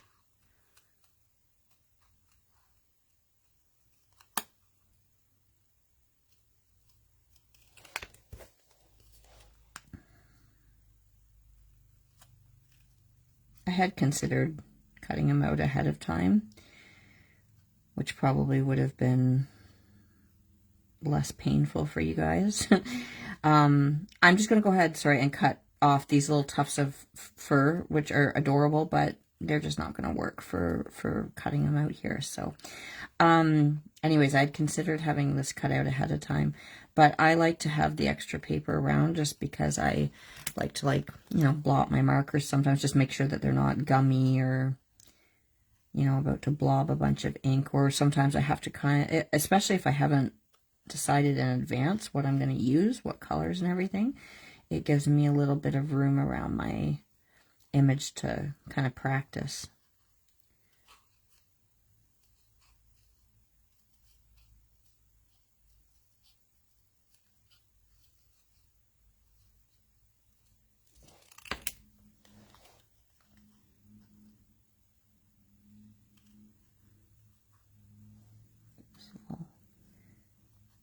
Poof of the tail. when I was telling you the story about like our family doctor when I was a kid, who we were friends with their family, and we would house sit for them when they would go away, and they had a little Corgi, Rigel. The doctor's wife was an artist, and even as a kid, I always loved art.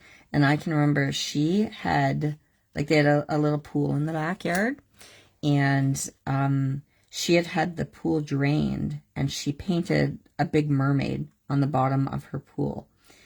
And so then, of course, you know, like when the pool would be filled, and just with the rippling of the water, like it kind of really brought that mermaid to life. And so, like, I loved it. But as a little kid, sometimes I got a little bit scared to swimming over it just because it kind of would look real. But it was beautiful. So yeah, she, like I said, had that pool drained and painted a mermaid on the bottom of it, and it was amazing. So it was like, obviously, like, it didn't have like a, you know, a pool liner. It was like a concrete bottom or whatever, but it was very, very cool. And I would like going over there too, because, you know, she would have like her paintings and stuff all just, you know, propped up around, especially in the one room, all propped up around the edges. And I remember I would kind of like flip through them and just kind of be in awe of her work.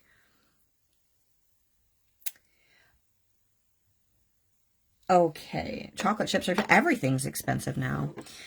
Before I cut this out and lose it, I am going to grab my N7 because I had stamped these in black. This is when I'll use a chisel tip of a Copic. I don't really use them otherwise. I like to go around the cut edges of my images because otherwise you get the white paper core showing, and I don't like that. So I'm just going to, I might have to use the brush nib in a couple spots if I can't quite get in there with this chisel. But I go around, I'm careful not to push the gray ink in just because I don't want it to like bleed into the colors. But I'm just going to simply go around here because this will really help it to just sink into your card. And you don't have that paper core that, to me, it just glares. It irritates me. Okay, there's that. We'll go around our little Corgi as well. Careful to keep it to that edge. Actually, I don't even know what it came with, but I have this one little brush tip. I think it's supposed to be a calligraphy pen, to be honest. I don't even know where I got it. But I actually really like using that one for going around the edges of images because it doesn't really bleed at all. I should look to see. I don't even know what the brand is or if it's something that I can buy online because it's handy. It's the only thing I use it for. I honestly cannot remember because I don't do calligraphy. I wish I could. Hand lettering, man, I love those artists. They, like what they do, like when you see people do art journals and stuff and they're able to do all the different type of lettering. It's super cool. But anyways, I'm really just trying to fill this time where I'm cutting and doing boring things here. Boring things, but necessary to the process. Okay, let us now cut out the paper piece sweater.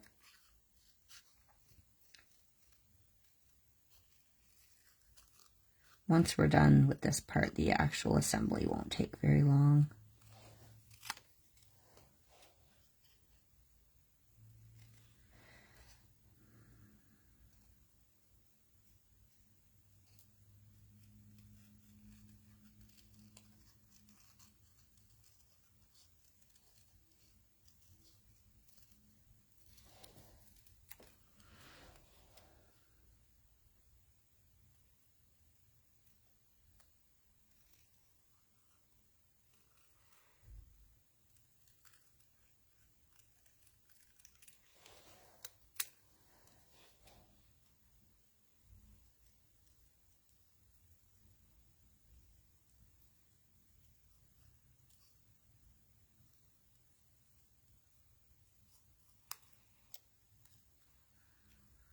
Just a little spot right there.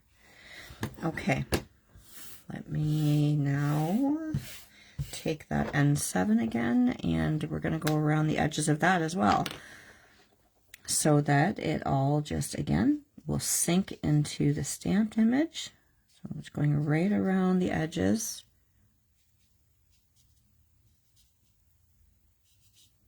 Because we want it to make it look like it's just part of the image and not just a flat piece of paper that we stick on to a nicely colored image. All right. Now, I'm going to go ahead, I'm going to stick the sweater onto the Corgi. Hold on, I got some paper I got to throw out here. I'm going to grab my glue.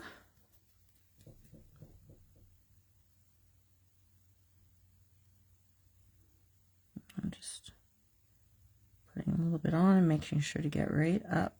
If you do use this glue though, the one thing you got to be careful about is that if it oozes out from under your paper, it tends to stay tacky, and so you got to be really careful. So if you want to use like a precision glue, like art glitter glue or something, whatever you use, but just be careful you use this one. So I'm getting right up onto the tips of that sweater, and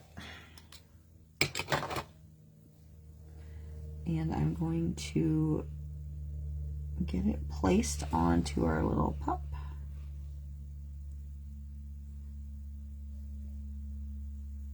Give a little bit of wiggle time until it sets.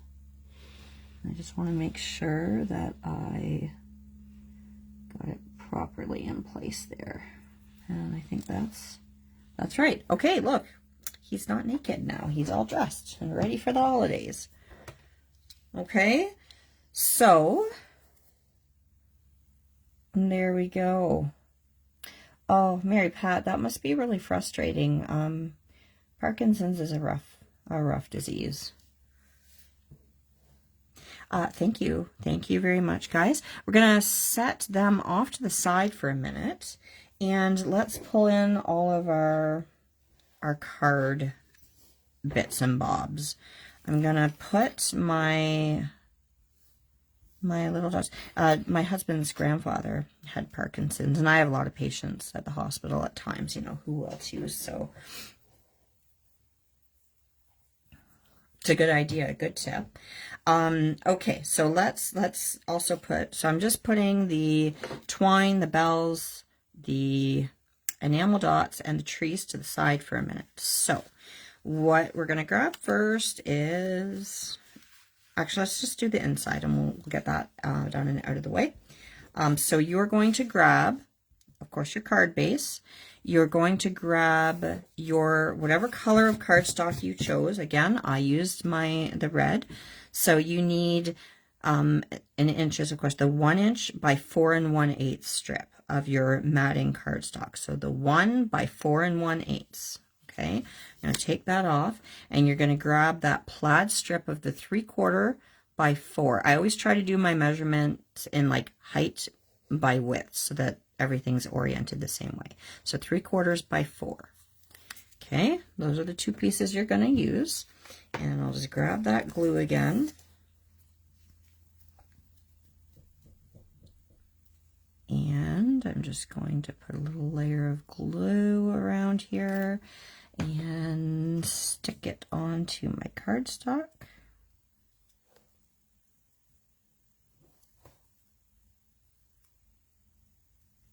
Okay.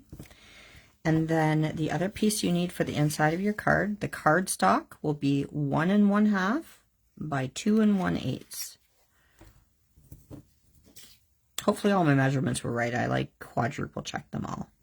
And then 1 3/4 by 2 of the same paper that we used for the little sweater. And you're welcome, Mary Pat. I'm glad you're having fun at the retreats. We always look forward to them. It's a lot of fun just to hang out with you guys, to create with you. And then what we also love seeing is what you guys have created. Not just things in our class. Like if you want to share, like if you've done extra things over and above, because there's always extras left from the kit. But each class will have an album, pardon me, in the retreat group. So when you finish from each class, make sure to post it into the album for that specific class, because we would all love to see what you create. So as far as the inside goes, we'll just open our card up here, and we're going to stick down the plaid strip. And, oh, am I even on screen here? In my narrow little portrait orientation, which I hate so much. I don't know why. They say it's optimized view or whatever. I hate that they got rid of the landscape view. And then you're going to grab your green piece here. And I just kind of overlap it a little bit. And like I said, and it leaves plenty of room still for a message, but I just like to have that in there like that. Okay, so that's the inside. That's done and out of the way now. Let us now grab these two pieces of paper. So actually, I'm setting the card base out of the way for a moment because we have a little bit of work to do with these other layers. So you need your 5 3/8 by 4 1/8 colored cardstock and your 5 1/4 by 4 plaid paper. We're going to glue those right down.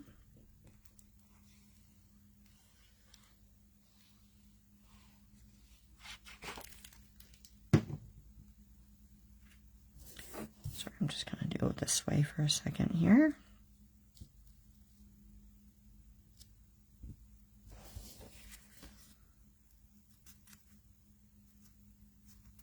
All right. I think I'm just a little bit off. There we go. I'm going to glue that down like that. Now we need your flag piece.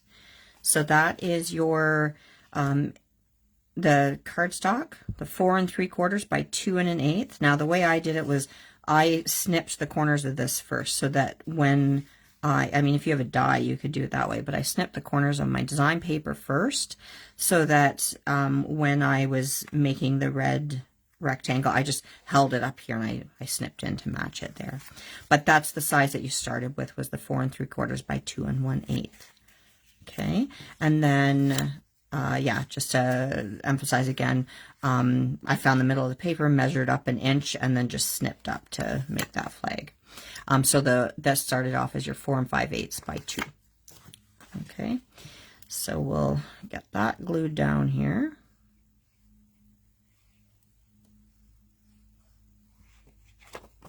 Oh, I almost sent that flying. Just going to put it this way here. Now with this, I matched this actually almost right up to the edge here, just because it's going to sit here and you'll see the red border of that bottom piece of paper. So get that glued down. The nice thing too about distressing your edges is if things were off a little bit, people are never going to know because you've distressed it and it doesn't need to be perfect. Okay, so we're going to glue this piece down now.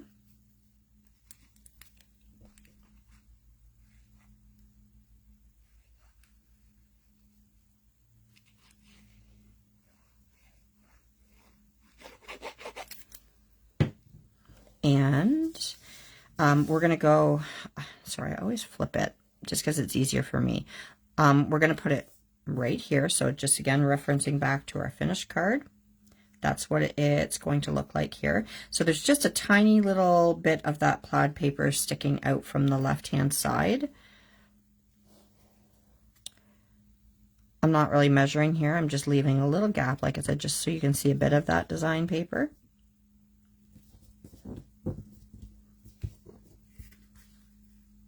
Okay. There's that.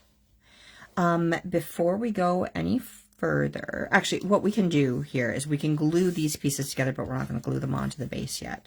So you can grab your circles. So your pattern paper is the 2 7/8 diameter and the 3-inch diameter cardstock circle. And we'll glue that part together.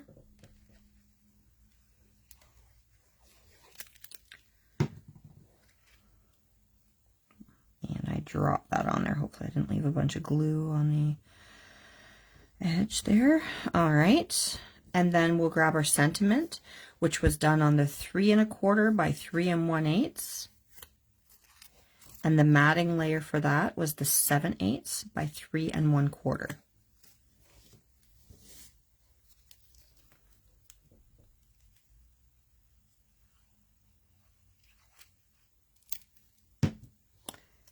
And we'll put that right on there like that. Have a doggone great holiday.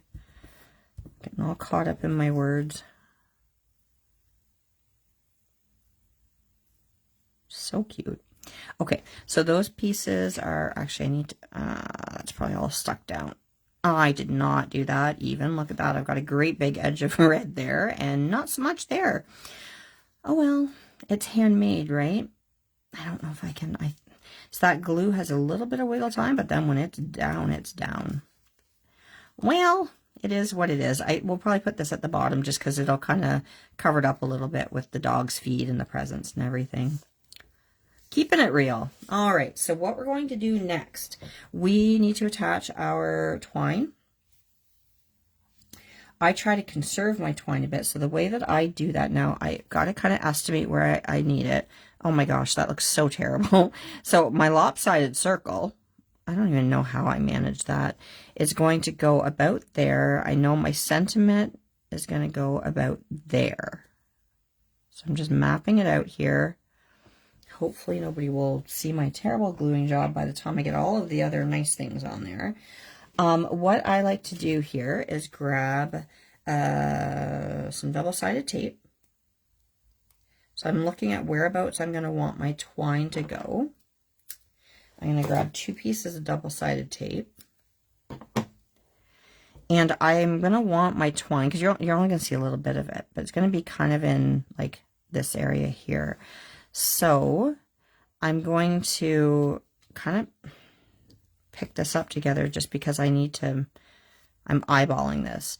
I'm going to stick this to the back side right at the edge, and I'll flip it over in a second, show you what I mean. Same thing here. Again, I'm wanting to put this where my twine is going to be. This will make sense in a second here. So I've got these 2 pieces of double-sided tape along there, okay? So I'm going to go ahead and I'm going to peel the backing off. This will all make sense in a minute here. Come on. Okay.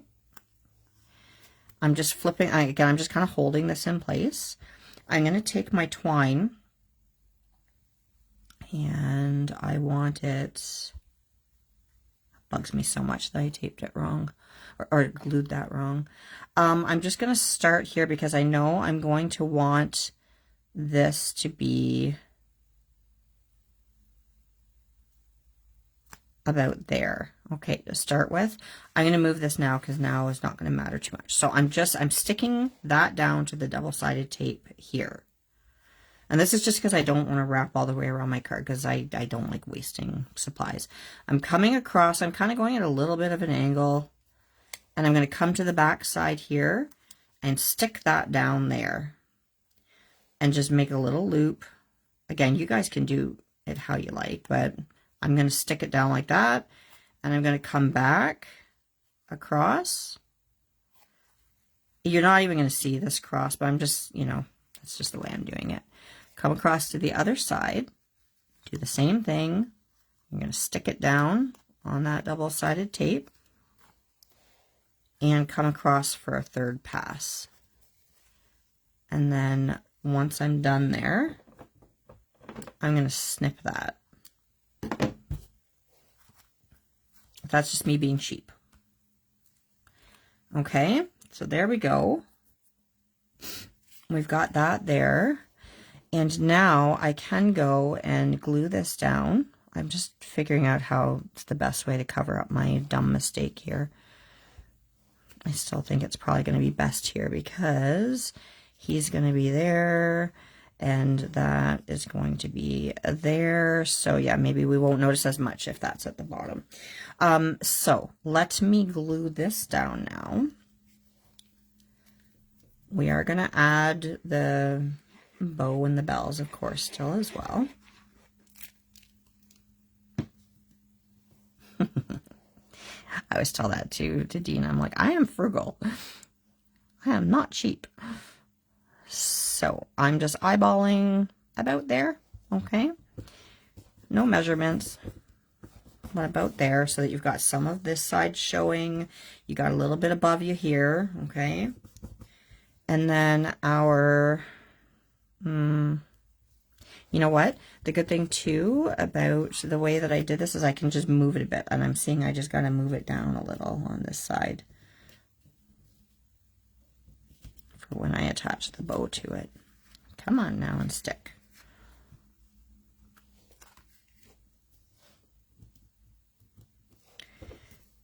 Our sentiment is going to go, it'll just, you know what, things are just going to be in a little bit different place from my other one, because I'm seeing now that I probably should have put my twine a little lower. That's okay though. Let's stick our sentiment down. Put it just about there. A little bit of that top showing. I've got less of it showing than on my sample card. That's okay. Just eyeballing this again to make sure this is still good. Yes, it is. As far as the bow, what I'm going to do with my leftover piece of twine, I am going to thread, I'm going to fold it in half, and I'm going to thread my bells onto it, which is a little tricky just because the twine is, with it being that natural jute, it's a little fibrous, but I'm going to use my scissors just to poke it through here. I think this is how I did it.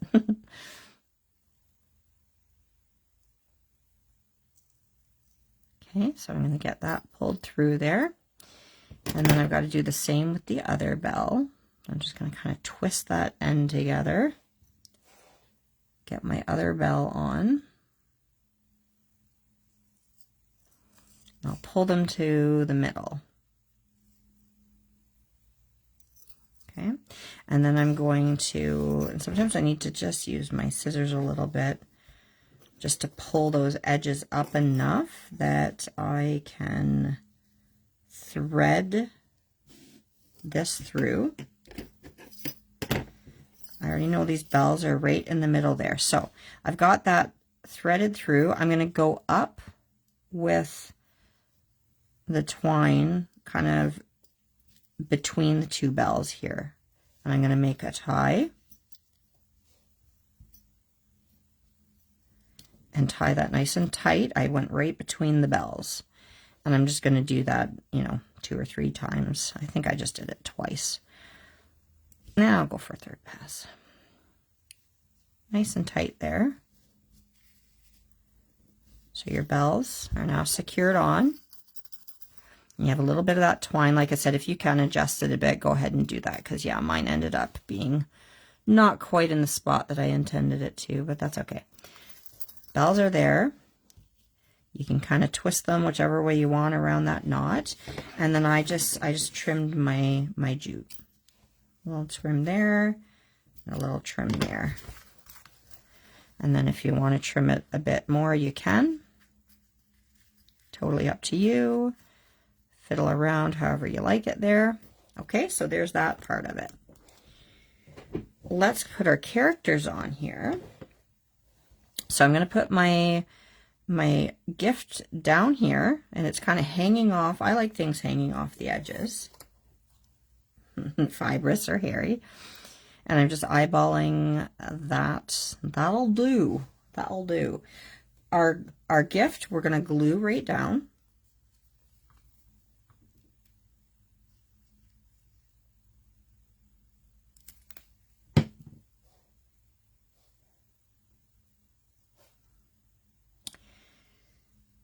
Where am I here? So we're going to glue that right down, hanging off the edge just a bit there.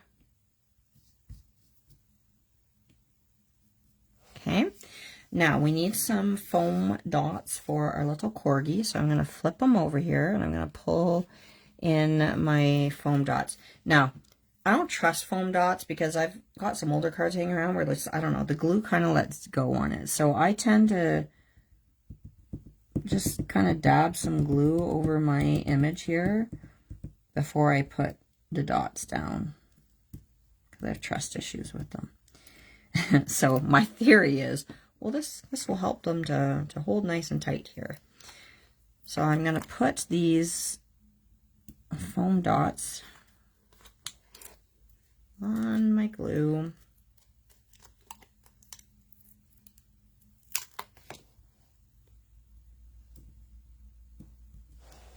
And I need a smaller size dot to go there.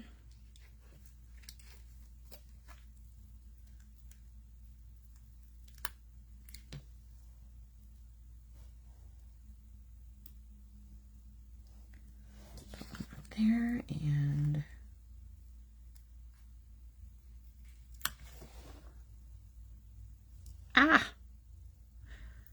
why is it that the assembly seems to be harder than the coloring?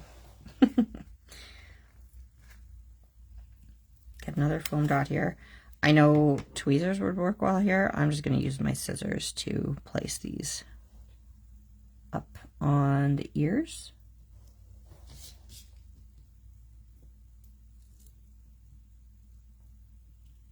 I rarely grab tweezers. I always use my scissors for placing things like this. Like even gems, I'll just use my scissors. So I'm just grabbing up some more foam dots here. I think I actually used tape on my sample card, which probably would have been better because I could have just cut it to the size that I needed, but we'll just use all these little things here. I'm just going to do one more little one, if it'll fit. Yeah, down there. Good. All right, set those aside, and now I got to peel the backing off.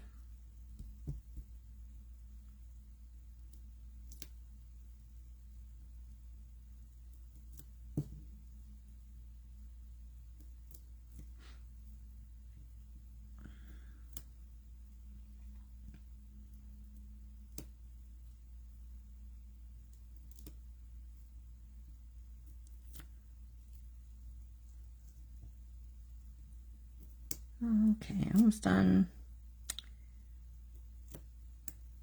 Okay, and then I'm just going to add a little bit of glue. I cut with Survivor Mel. I am. I'm not fully covering these, but I just want to add a bit of glue. I just feel it's more secure. I am all caught up with Survivor. Are you? I'm going to assume you are since you're asking. Okay, with our little popped up Corgi here, I want his bum covering up a little bit of the gift, just again to give that impression that it's all three-dimensional. And he's kind of like a little off the circle there as well. Now we need our trees. Okay, so the way I arrange them, I put a big tree here, a medium-sized tree here, and then I pop dotted the small one. Okay, so I'm going to just glue these ones. I also am enjoying the season. I'm not sure if anybody else is a Survivor fan, and don't worry, I will not give any spoilers here whatsoever. But I am enjoying it too because it's really got people guessing. Like it's not fully predictable the way that some seasons have been, and the number of like true blindsides that have been happening have been pretty impressive, really, that they've managed to pull off the things that they have. So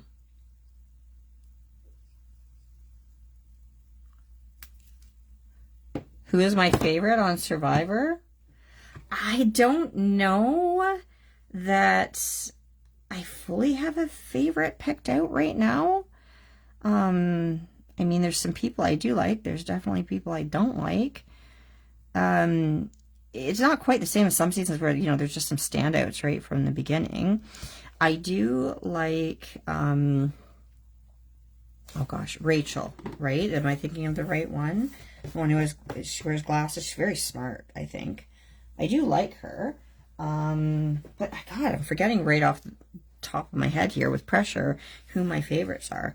I'm gonna add a little bit of glue to this little tree, just so that I can add some dots on there. I like Teenia as well. And here's the thing. I actually really like Kyle too. Like Kyle makes me laugh too. Kyle, I was rooting for him. I not to give any spoilers, but you know, in challenges, I root for him all the time. I like him a lot. But then like you listen to some people and they're like, oh, we hate Kyle. And I'm like, I don't fully get it. I mean, we're not there living with these people. But I like Kyle. I do. I think these big circles are too big for this. And I do really like Teenie as well.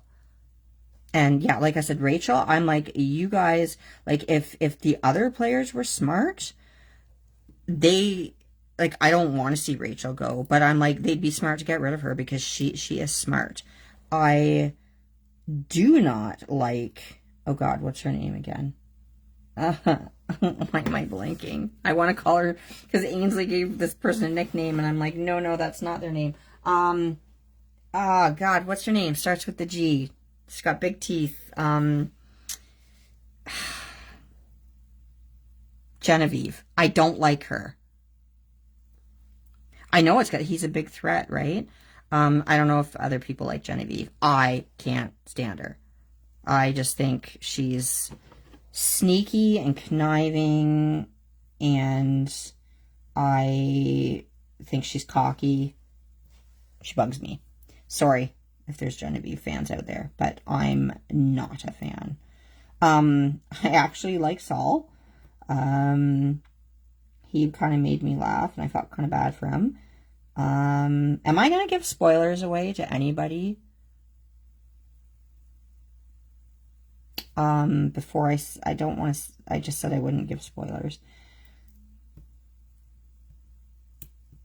But I wanted to talk about somebody I know who was voted off before. But, like, instead of American, you mean? I was trying to figure out what you meant by your comment. I'm like, huh? That doesn't make sense. She is smart, but she's shady. And I don't like her. Okay, I'm just going to say it. Sorry. This is not about like last episode or anything, but from a while back. I could not stand Rome. Oh my gosh. This was a while back. That's the only spoiler thing I will say. Because, yeah, I hate when people do spoilers. But drove me nuts. Popping up this little tree here. And then we're going to add our gems. I'm going to pick 3 of them out here. Well, I've already picked 3 out. I'm not picking them out right now.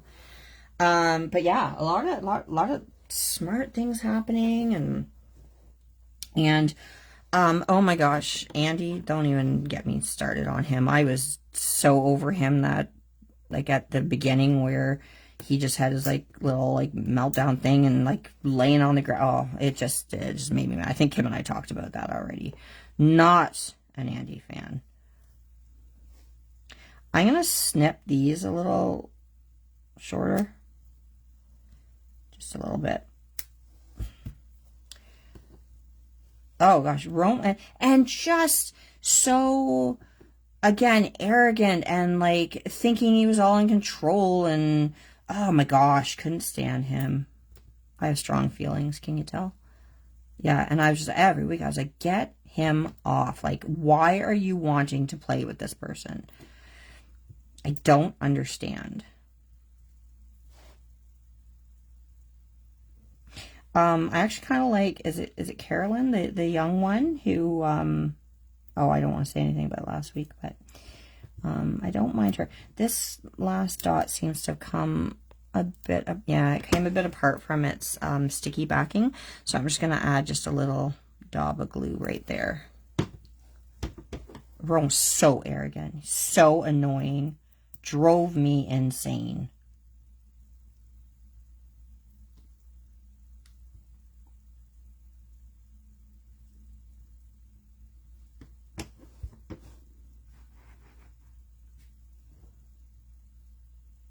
Oh my God, Kim, don't Kim started the whole Andy thing. No one cheered when I cut my coconut. Oh my God, I almost died. I was like, are you kidding me? Are you seriously crying because you as a grown man, no one cheered when I broke my coconut? Oh my God. So now you're all getting me on my crazy rants here.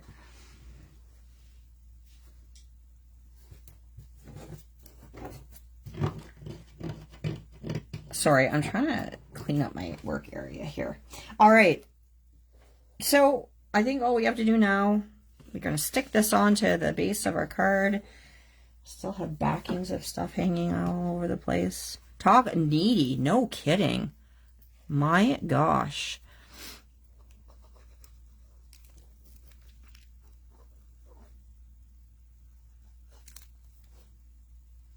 I'm just going to stick that big hairy piece, as Kim calls it, down. I'm going right over top of that double-sided tape and the twine just to lock it in with the glue.